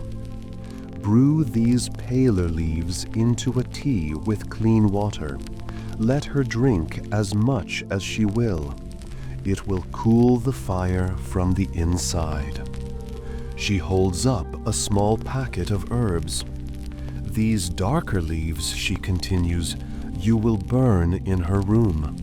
The smoke will clear her head and let her rest peacefully." She then presents him with the small clay pot of emerald green poultice. "This you will mix with a little cool water and spread upon her brow and the soles of her feet. It will draw the fever out through her skin. Do this 3 times between now and the next sunrise. She will be well." The farmer stares at the simple, humble remedies in her hands, his eyes wide with a mixture of hope and disbelief. What do I owe you?" he stammers, the stories of witches demanding firstborn children or years of servitude running through his mind. The witch offers a rare smile. The idea is absurd. What would she do with a soul or a child? She has no need for such things. Her needs are far more practical. "The child will need her strength when the fever breaks," she says. "When she is well, and when you have baked your next batch of bread, leave a single warm loaf at the bell tree, and perhaps a small bag of salt if your stores can spare it." That is the exchange. It is not a price, but a trade. Her deep, hard-won knowledge of the swamp's pharmacy in exchange for something she cannot make herself, something that requires the warmth of an oven and the distant riches of the sea. It is a simple, respectful transaction, a quiet acknowledgement of their mutual dependence. The farmer is so overcome with relief and gratitude that tears well up in his eyes. He nods vigorously, promising to bring her a dozen loaves, a whole sack of salt. The witch simply shakes her head gently. "1 loaf is enough," she says. She places the remedies into a small waterproof pouch and tosses it expertly across the water, where it lands softly on the muddy bank at the farmer's feet. He snatches it up as if it were a priceless treasure. Their transaction is complete. Without another word, the witch pushes her pole into the muddy bottom and begins to guide her skiff back into the heart of the swamp, leaving the farmer clutching his small packet of hope on the shore. She does not look back. She has played her part. She has mended a small tear in the fabric of the world beyond her own. The payment will arrive or it will not. It does not matter. The true reward was the quiet satisfaction of seeing hope return to a desperate man's eyes, the simple, profound act of applying her knowledge to ease the suffering of another. It is a lonely, thankless, and often misunderstood trade. But as she disappears back into the green, misty veil of her home, she feels a sense of deep and quiet contentment. The skiff glides back to its mooring at the base of her hut. The encounter with the farmer already beginning to feel like a distant dream. The human world, with its loud fears and desperate pleas, has receded, and the witch has returned to the deep, comforting quiet of her own domain. The sun has passed its zenith, and the afternoon light that filters through the cypress canopy is warmer now, softer, turning the air a hazy golden green. This is the quietest part of the day in the swamp. The morning's frenetic activity has subsided, and the creatures of the night have not yet begun to stir. It is a time for stillness, for patience, for the small, mundane tasks that are the true foundation of a self-sufficient life. Her life is not a constant whirl of dramatic magic and exciting exploration. Such things are the spice, not the meal. The bulk of her hours are filled with the same kind of simple, repetitive, and deeply meditative work that has sustained solitary people for thousands of years. It is in these quiet crafts that she finds a different kind of magic, the magic of making, of mending, of bringing order and utility from the raw materials of her world. Today, she decides to work on her porch, a small, rickety platform of sun-bleached planks that extends out over the black water. She sits on her three-legged stool, her back resting against the warm, mud-packed wall of her hut, and surveys her small pile of afternoon projects. First, there is mending. She picks up her favorite woolen skirt, the one she wears for foraging in the cooler months. A thorny branch has snagged it, leaving a small L-shaped tear near the hem. To mend it, she uses a needle she crafted herself from the thin, sharpened wing bone of a heron, its natural hollow perfect for holding a thread. The thread itself is not wool or cotton, but a strong, dark fiber she has spun from the inner bark of the slippery elm tree. Her hands, which can so deftly grind herbs and mix poultices, are equally skilled at this delicate work. She threads the bone needle with a practiced ease and begins to stitch the tear. Her movements are small, precise, and rhythmic. The needle dips in and out of the rough wool, a tiny, pale shuttle creating a neat, strong seam where there was once a wound. She is not just closing a hole in a piece of fabric, she is restoring wholeness. It is the same principle she applies to a fevered child or a broken bone. Mending is mending. As she works, her mind settles into a state of peaceful, focused calm. The repetitive motion of the needle is a kind of meditation, a way of smoothing out the frayed edges of her own thoughts. After the mending is done, she sets the skirt aside and turns to her next task, weaving. A section of her finest fishing net was damaged by a particularly feisty gar, leaving a gaping hole. The net is one of her most prized and personal possessions, woven from a combination of tough cattail fibers and her own long dark hair. She takes a small bundle of pre-spun cordage from her basket and begins to reweave the damaged section. Her fingers move with a dizzying, intricate speed, looping and knotting, creating the familiar diamond-shaped pattern of the mesh. It is a language her hands know better than her mind. She is not just repairing a tool, she is re-establishing a connection.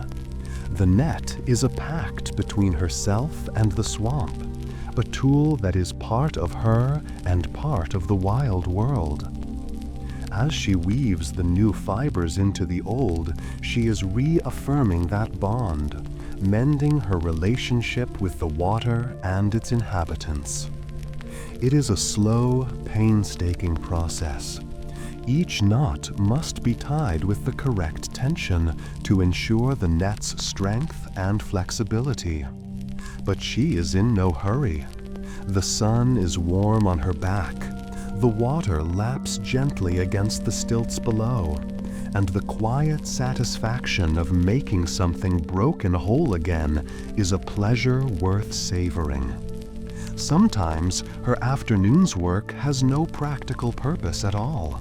Sometimes she simply needs to create something for the sheer quiet joy of it. On these days, she will pick up a piece of driftwood she has found on her journeys, a garneled, water-smoothed piece of cypress or willow. She will take out her small obsidian knife, the same one she uses for harvesting herbs, and she will begin to carve. She does not decide beforehand what she will make. She lets the wood decide. She turns the piece over and over in her hands, feeling its grain, its weight, its curves. She studies its shape until an image begins to emerge from within it. Perhaps the curve of a particular knot suggests the head of a frog, or the long, slender shape of the wood feels like the body of a snake. Today, she sees a bird. She begins to carve, her sharp obsidian blade peeling away thin, feathery curls of wood. She works slowly, her movements economical and precise. A small notch becomes an eye. A gentle tapering of the wood becomes a beak. A sweeping curve becomes the line of a wing. She is not imposing her will on the wood. She is merely releasing the shape that was already hidden inside it.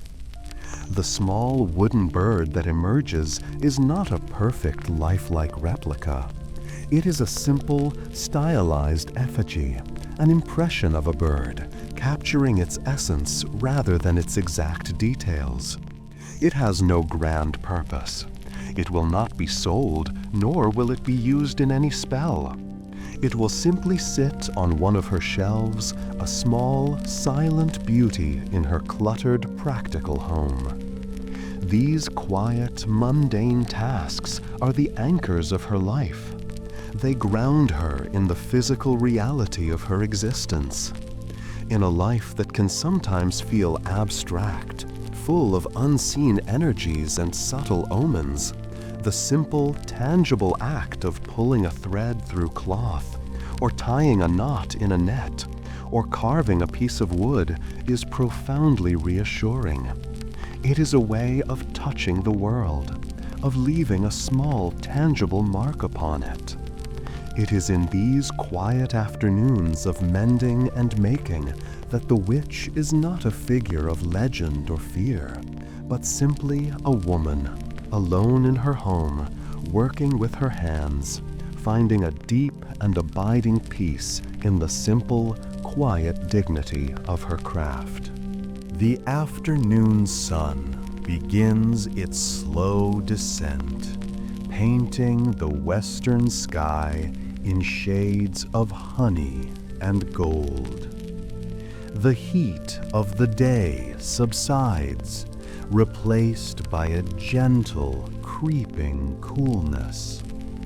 The witch has finished her mending and her carving. Now, as the world transitions from the activity of the day to the mysteries of the night, she engages in another form of quiet work. It is the practice of a magic so subtle it is almost invisible, a form of divination that requires no tools, no rituals, no incantations. It is the simple yet profoundly difficult art of reading the language of the marsh. Outsiders, in their stories, imagine her scrying the future in the swirling smoke of a fire, or in the patterns of tea leaves at the bottom of a cup, or in the reflective depths of a black mirror. These methods, she knows, are for those who are trying to force an answer from an unwilling world. Her method is different. She does not force, she listens. The entire swamp is her divinatory tool, a living, breathing, constantly changing text, and she has spent a lifetime learning how to read its intricate grammar. Her magic is not the ability to see the future. It is the ability to understand the present so completely that the future becomes an obvious, logical extension. She stands on her small porch, her eyes scanning the sky. A flock of blackbirds, which had been foraging in the reeds all day, suddenly takes to the air as one. They do not fly in a lazy, meandering pattern. They move with a purpose, a sense of urgency, flying low and fast towards the high ground at the edge of the swamp. To a casual observer, it is just a flock of birds.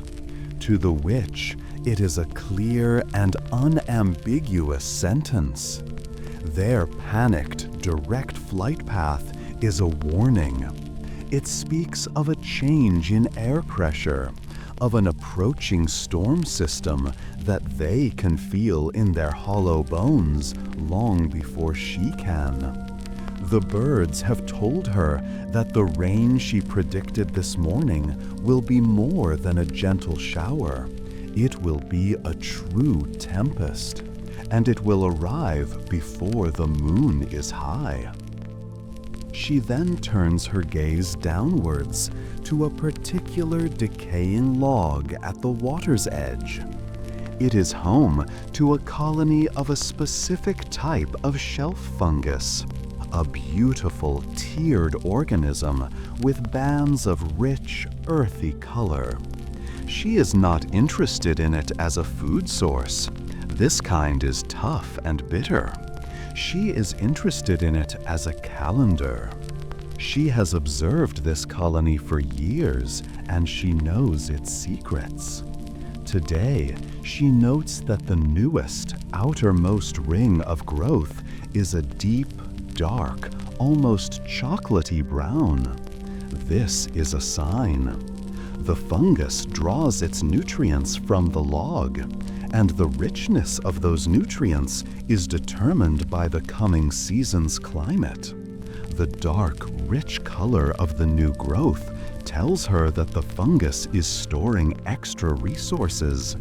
It is preparing for a long, hard winter, one with deep frosts and little light. She now knows that she must spend the coming weeks gathering extra peat for her fire and preserving more food than she had originally planned.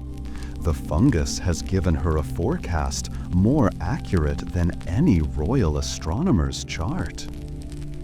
As dusk begins to settle, casting the swamp in long, deep shadows, a new set of storytellers emerges. The fireflies begin to flicker to life, their tiny, cold lanterns blinking on and off in the growing gloom. They are not just a beautiful, magical spectacle. They are a report on the health of the air itself. The witch watches their dance with a practiced, analytical eye. She notes the height at which they are flying. A low-flying swarm indicates heavy, humid air, another confirmation of the coming storm. She notes the brightness of their glow. A strong, vibrant light means the air is clean, and the insects they feed on are plentiful. A weak, sparse, or flickering glow would be a sign of some unseen blight, some subtle poison in the air or water that is affecting the entire food chain. Tonight, their lights are bright and strong, their dance energetic. The air is healthy. The storm will be a clean one, a simple violent washing of the world, not a symptom of some deeper sickness. This is the language of the marsh. It is a language written in the flight of birds, the color of fungus, the dance of fireflies. It is spoken in the croak of a frog, the ripple on the water, the direction of the wind. It is a language without words, a form of communication based on a deep, intuitive understanding of cause and effect, of the intricate, unbreakable connections between every living thing in this vast, complex ecosystem. The witch's divination is simply her fluency in this language. It is a skill born not of some innate mystical gift, but of a lifetime of patient observation, of paying attention so deeply and so consistently that the patterns of the world have become as obvious to her as the letters in a book. She does not see this as magic. She sees it as common sense. Of course the birds would flee a coming storm. Of course the fungus would prepare for a hard winter. Of course the fireflies would reflect the quality of the air. To her, it is the world of men that is strange and illogical, a world where people live in sealed boxes, deaf to the stories the world is constantly telling them, and then are surprised when the storm arrives unannounced.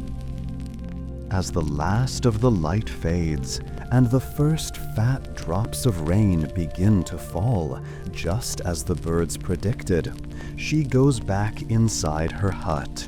She is not afraid of the coming storm. She is prepared for it.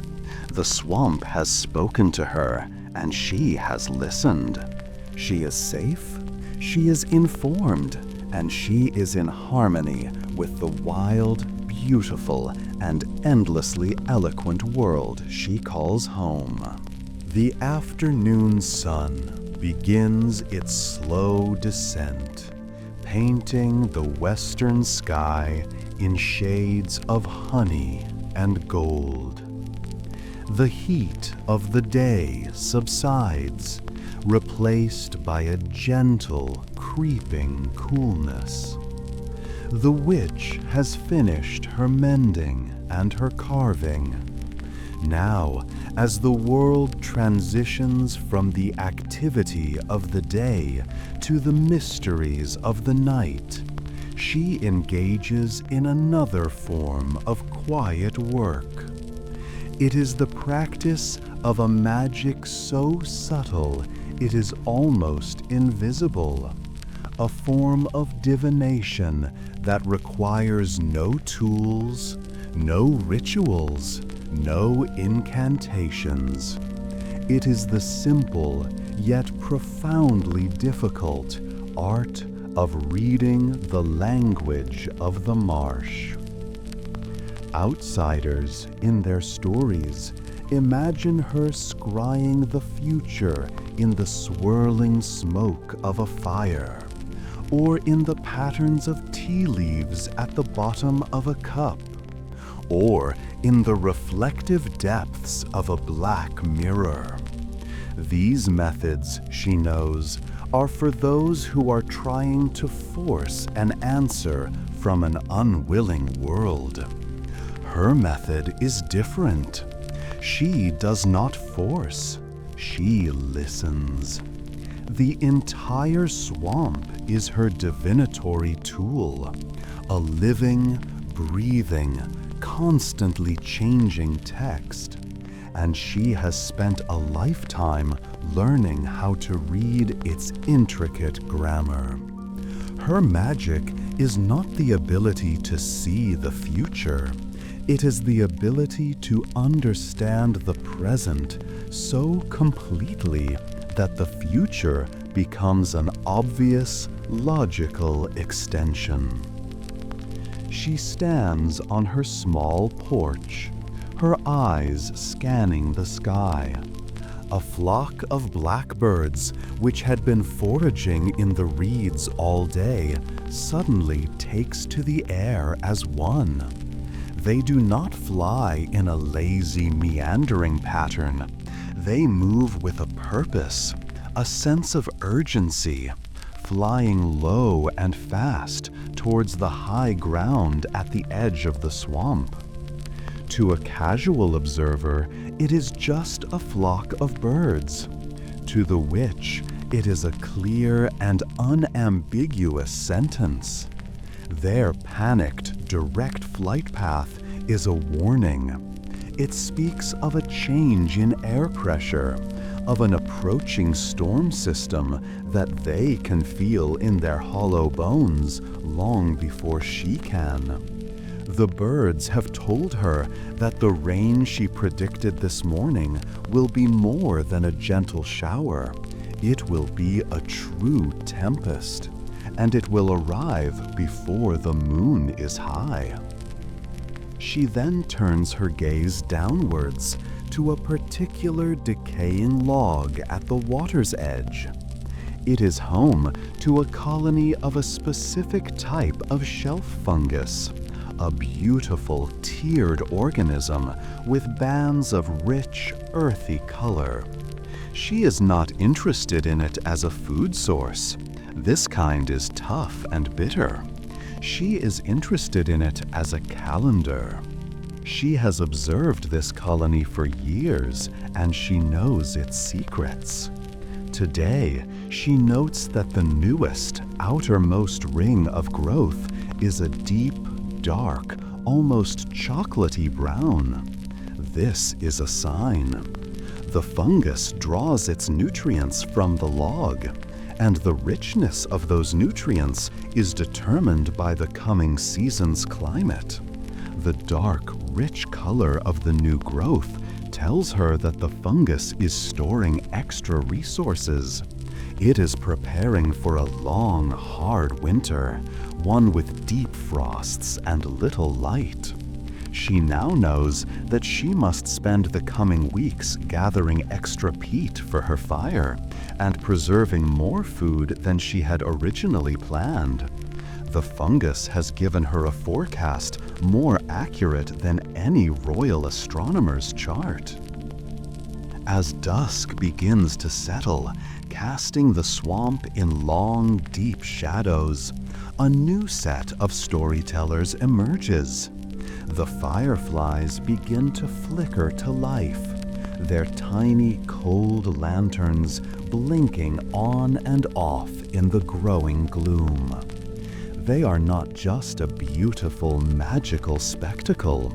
They are a report on the health of the air itself. The witch watches their dance with a practiced, analytical eye. She notes the height at which they are flying. A low-flying swarm indicates heavy, humid air, another confirmation of the coming storm. She notes the brightness of their glow. A strong, vibrant light means the air is clean, and the insects they feed on are plentiful. A weak, sparse, or flickering glow would be a sign of some unseen blight, some subtle poison in the air or water that is affecting the entire food chain.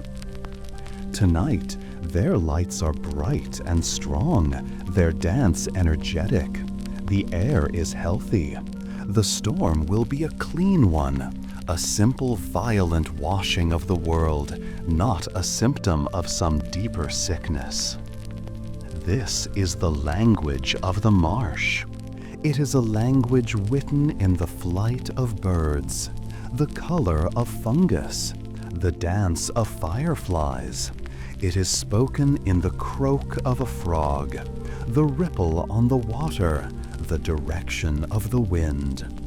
It is a language without words, a form of communication based on a deep, intuitive understanding of cause and effect, of the intricate, unbreakable connections between every living thing in this vast, complex ecosystem.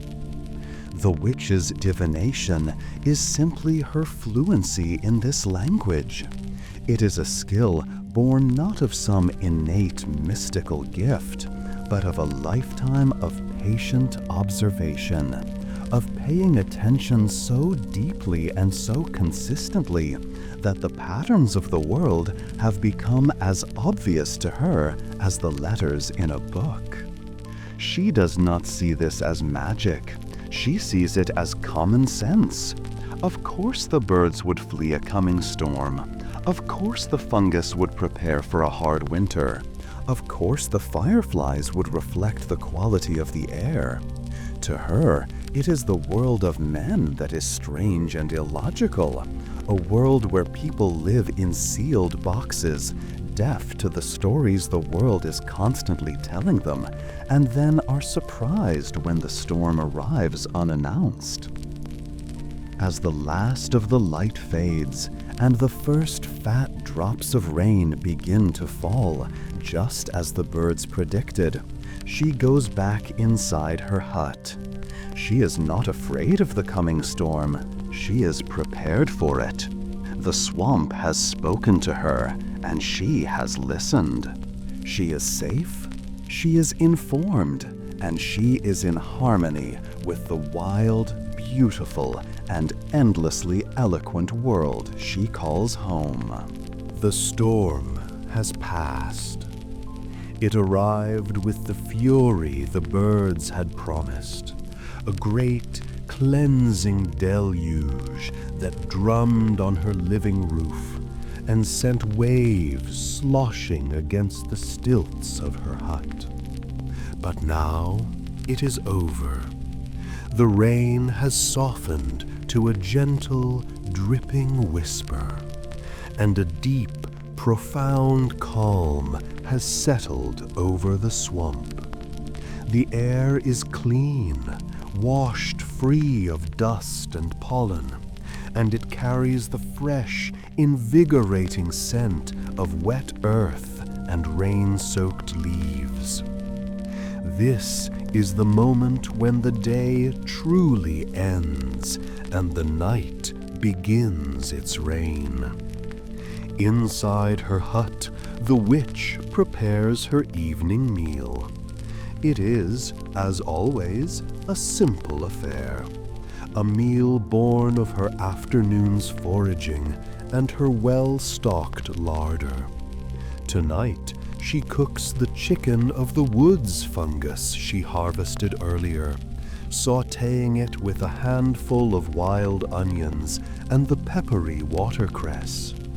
The sound of the food sizzling in a small cast-iron pan over the low, steady heat of her hearth is a warm, comforting sound, a gentle counterpoint to the dripping of the rain outside.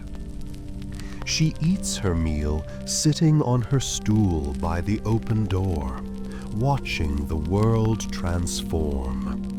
The evening meal is not just a time for sustenance. It is a time for observation, for listening to the great, slow changing of the guard, as the creatures of the day give way to the creatures of the night. This is the symphony of nightfall, and she has the best seat in the house. As the last faint vestiges of sunlight fade from the sky, the first set of performers begins to quiet down. The cheerful, bustling chatter of the daytime birds, the wrens, the blackbirds, the kingfishers, fall silent. They have tucked their heads under their wings in their nests and their roosts, their part in the day's performance complete. The buzzing drone of the bees and the lazy hum of the dragonflies also fade away, leaving a sudden, noticeable void in the soundscape. The world seems to hold its breath for a moment, a brief, silent interlude between acts. Then the second act begins, and it starts, as it always does, with the frogs. The same frogs that provided a gentle rumbling bass line during the day now take center stage.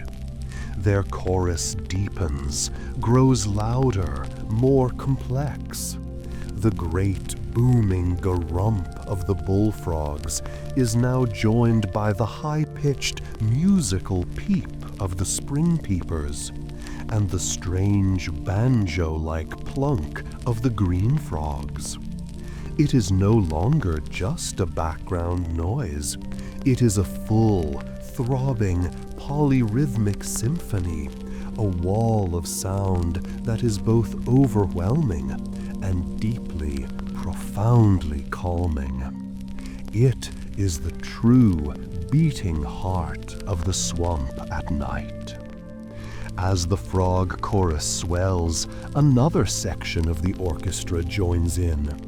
The crickets and katydids begin their nightly song, a high-pitched, rhythmic chirping and buzzing that weaves itself through the deeper notes of the frogs. It is a sound so constant, so pervasive, that it quickly becomes a part of the silence itself. It is the sound of the night's own nervous system, a shimmering, electric texture that fills the warm, damp air. And then, from high in the canopy of a distant cypress tree, comes a new voice, a soloist stepping into the spotlight. A soft, mournful, and beautiful hoo-hoo-hoo. It is the call of the great horned owl, the silent, winged hunter of the night. The sound echoes across the black, still water, a lonely, haunting melody that speaks of ancient wisdom and the mysteries of the dark. The witch pauses her eating to listen, a small, appreciative smile on her lips. The owl is a rare and welcome performer, and its song adds a touch of solemn beauty to the evening's concert. The air itself changes as night falls. It grows cooler, heavier, and it carries a new set of scents. The sweet perfume of the water lilies has faded, replaced by the heady, intoxicating fragrance of the night-blooming jasmine that grows in a tangled vine around one of the stilts of her hut. Its scent is thick, sweet, and almost overwhelming, a powerful, romantic perfume designed to attract the moths that are its primary pollinators. This is the magic of the night, a world of different senses, different rules. The witch finishes her meal and simply sits, listening, smelling, feeling. She is not just an audience to the symphony, she is a part of it. The gentle orange glow from her hearth fire casts a soft, warm light out onto the porch, attracting a small cloud of curious moths, their powdery wings fluttering silently in the darkness. She watches them dance in the firelight, their brief, beautiful lives playing out in a silent ballet. This is a time of deep peace for her. The day's work is done.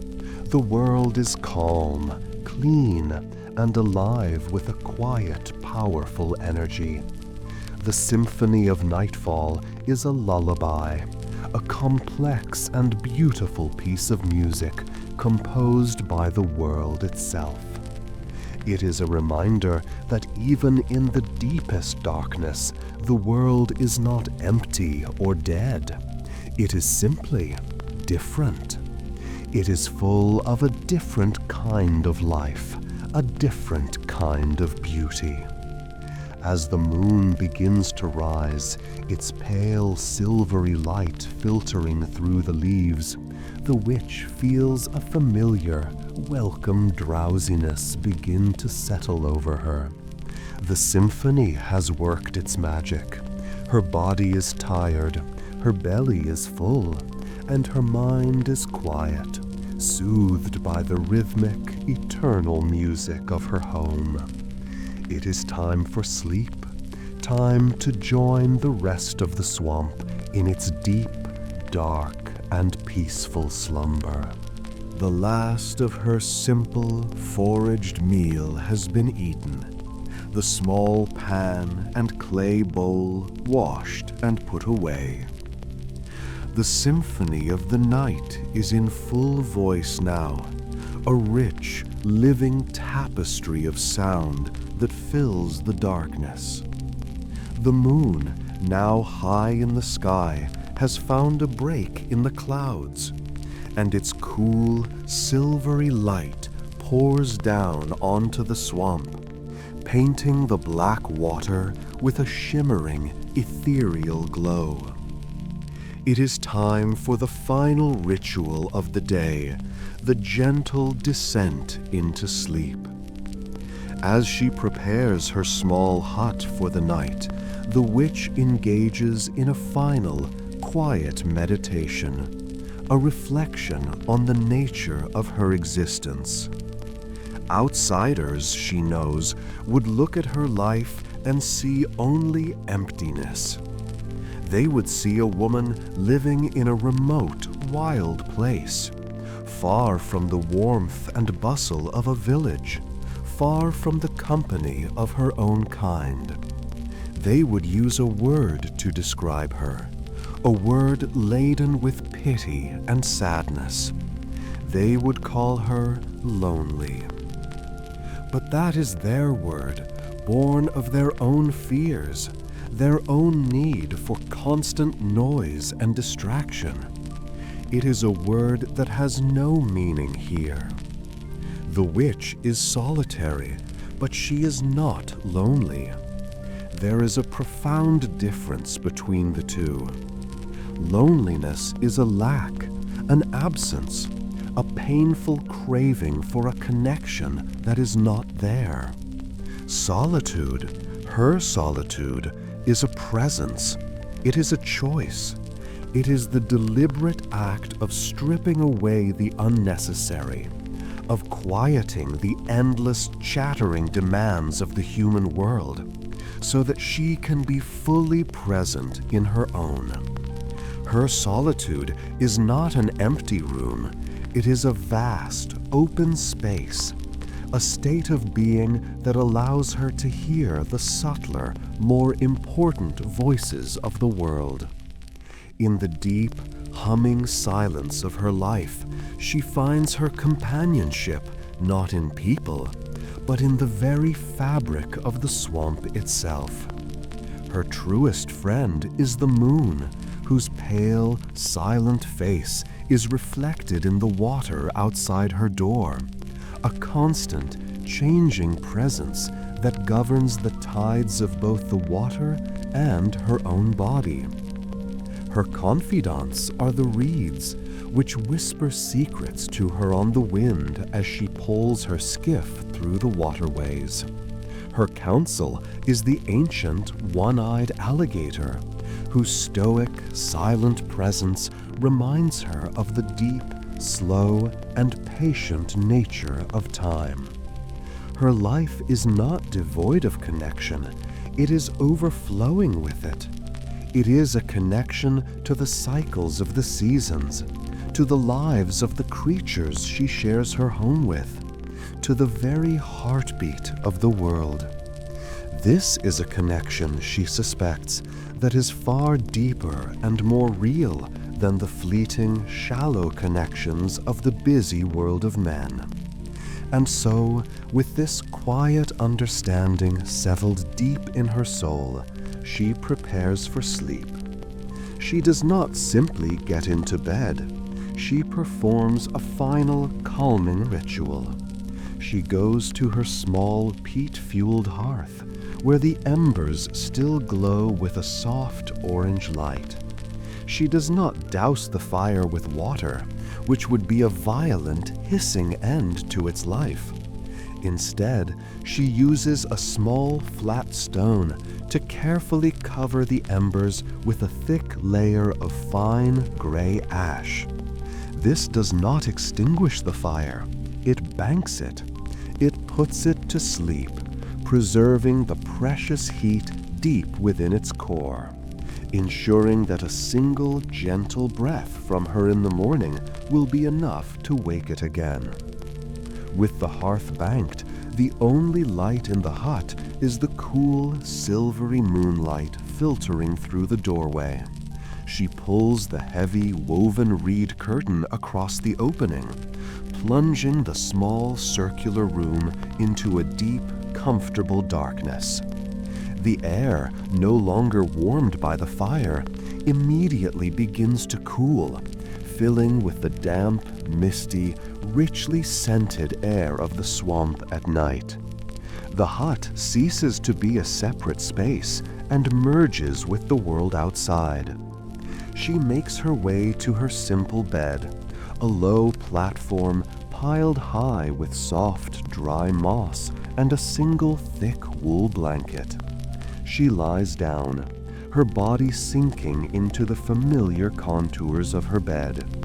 The moss is soft and yielding, and it smells faintly of the earth. She does not close her eyes immediately. She simply lies there in the dark, listening. She listens to the great nocturnal symphony of the swamp, the chorus of frogs, the chirping of crickets, the distant, mournful hoot of the owl. She listens to the gentle dripping of water from the living roof, a slow, patient, rhythmic sound. And beneath it all, she listens to the soft, steady, and quiet beating of her own heart. She has come to the end of another day. It was a day like many others, a simple, peaceful cycle of waking, working, eating, and observing. She did not seek to change the world. She did not battle great evils or uncover fabulous treasures. She simply lived, a quiet, harmonious part of the world around her. She did not conquer nature. She joined it. Her life is a quiet testament to a forgotten kind of magic, a magic not of power, but of perception. It is the magic of listening, of seeing, of understanding the intricate, beautiful, and unbreakable web that connects all living things. As her breathing deepens and slows, her consciousness begins to dissolve, to merge with the darkness, with the sounds, with the very spirit of the swamp itself. Her last waking thought is one of profound, deep, and utter peace. She is home. The narrator's voice grows softer, slower, almost a whisper now, and then finally fades out completely, leaving only the gentle, rhythmic, and deeply calming sounds of the swamp at night.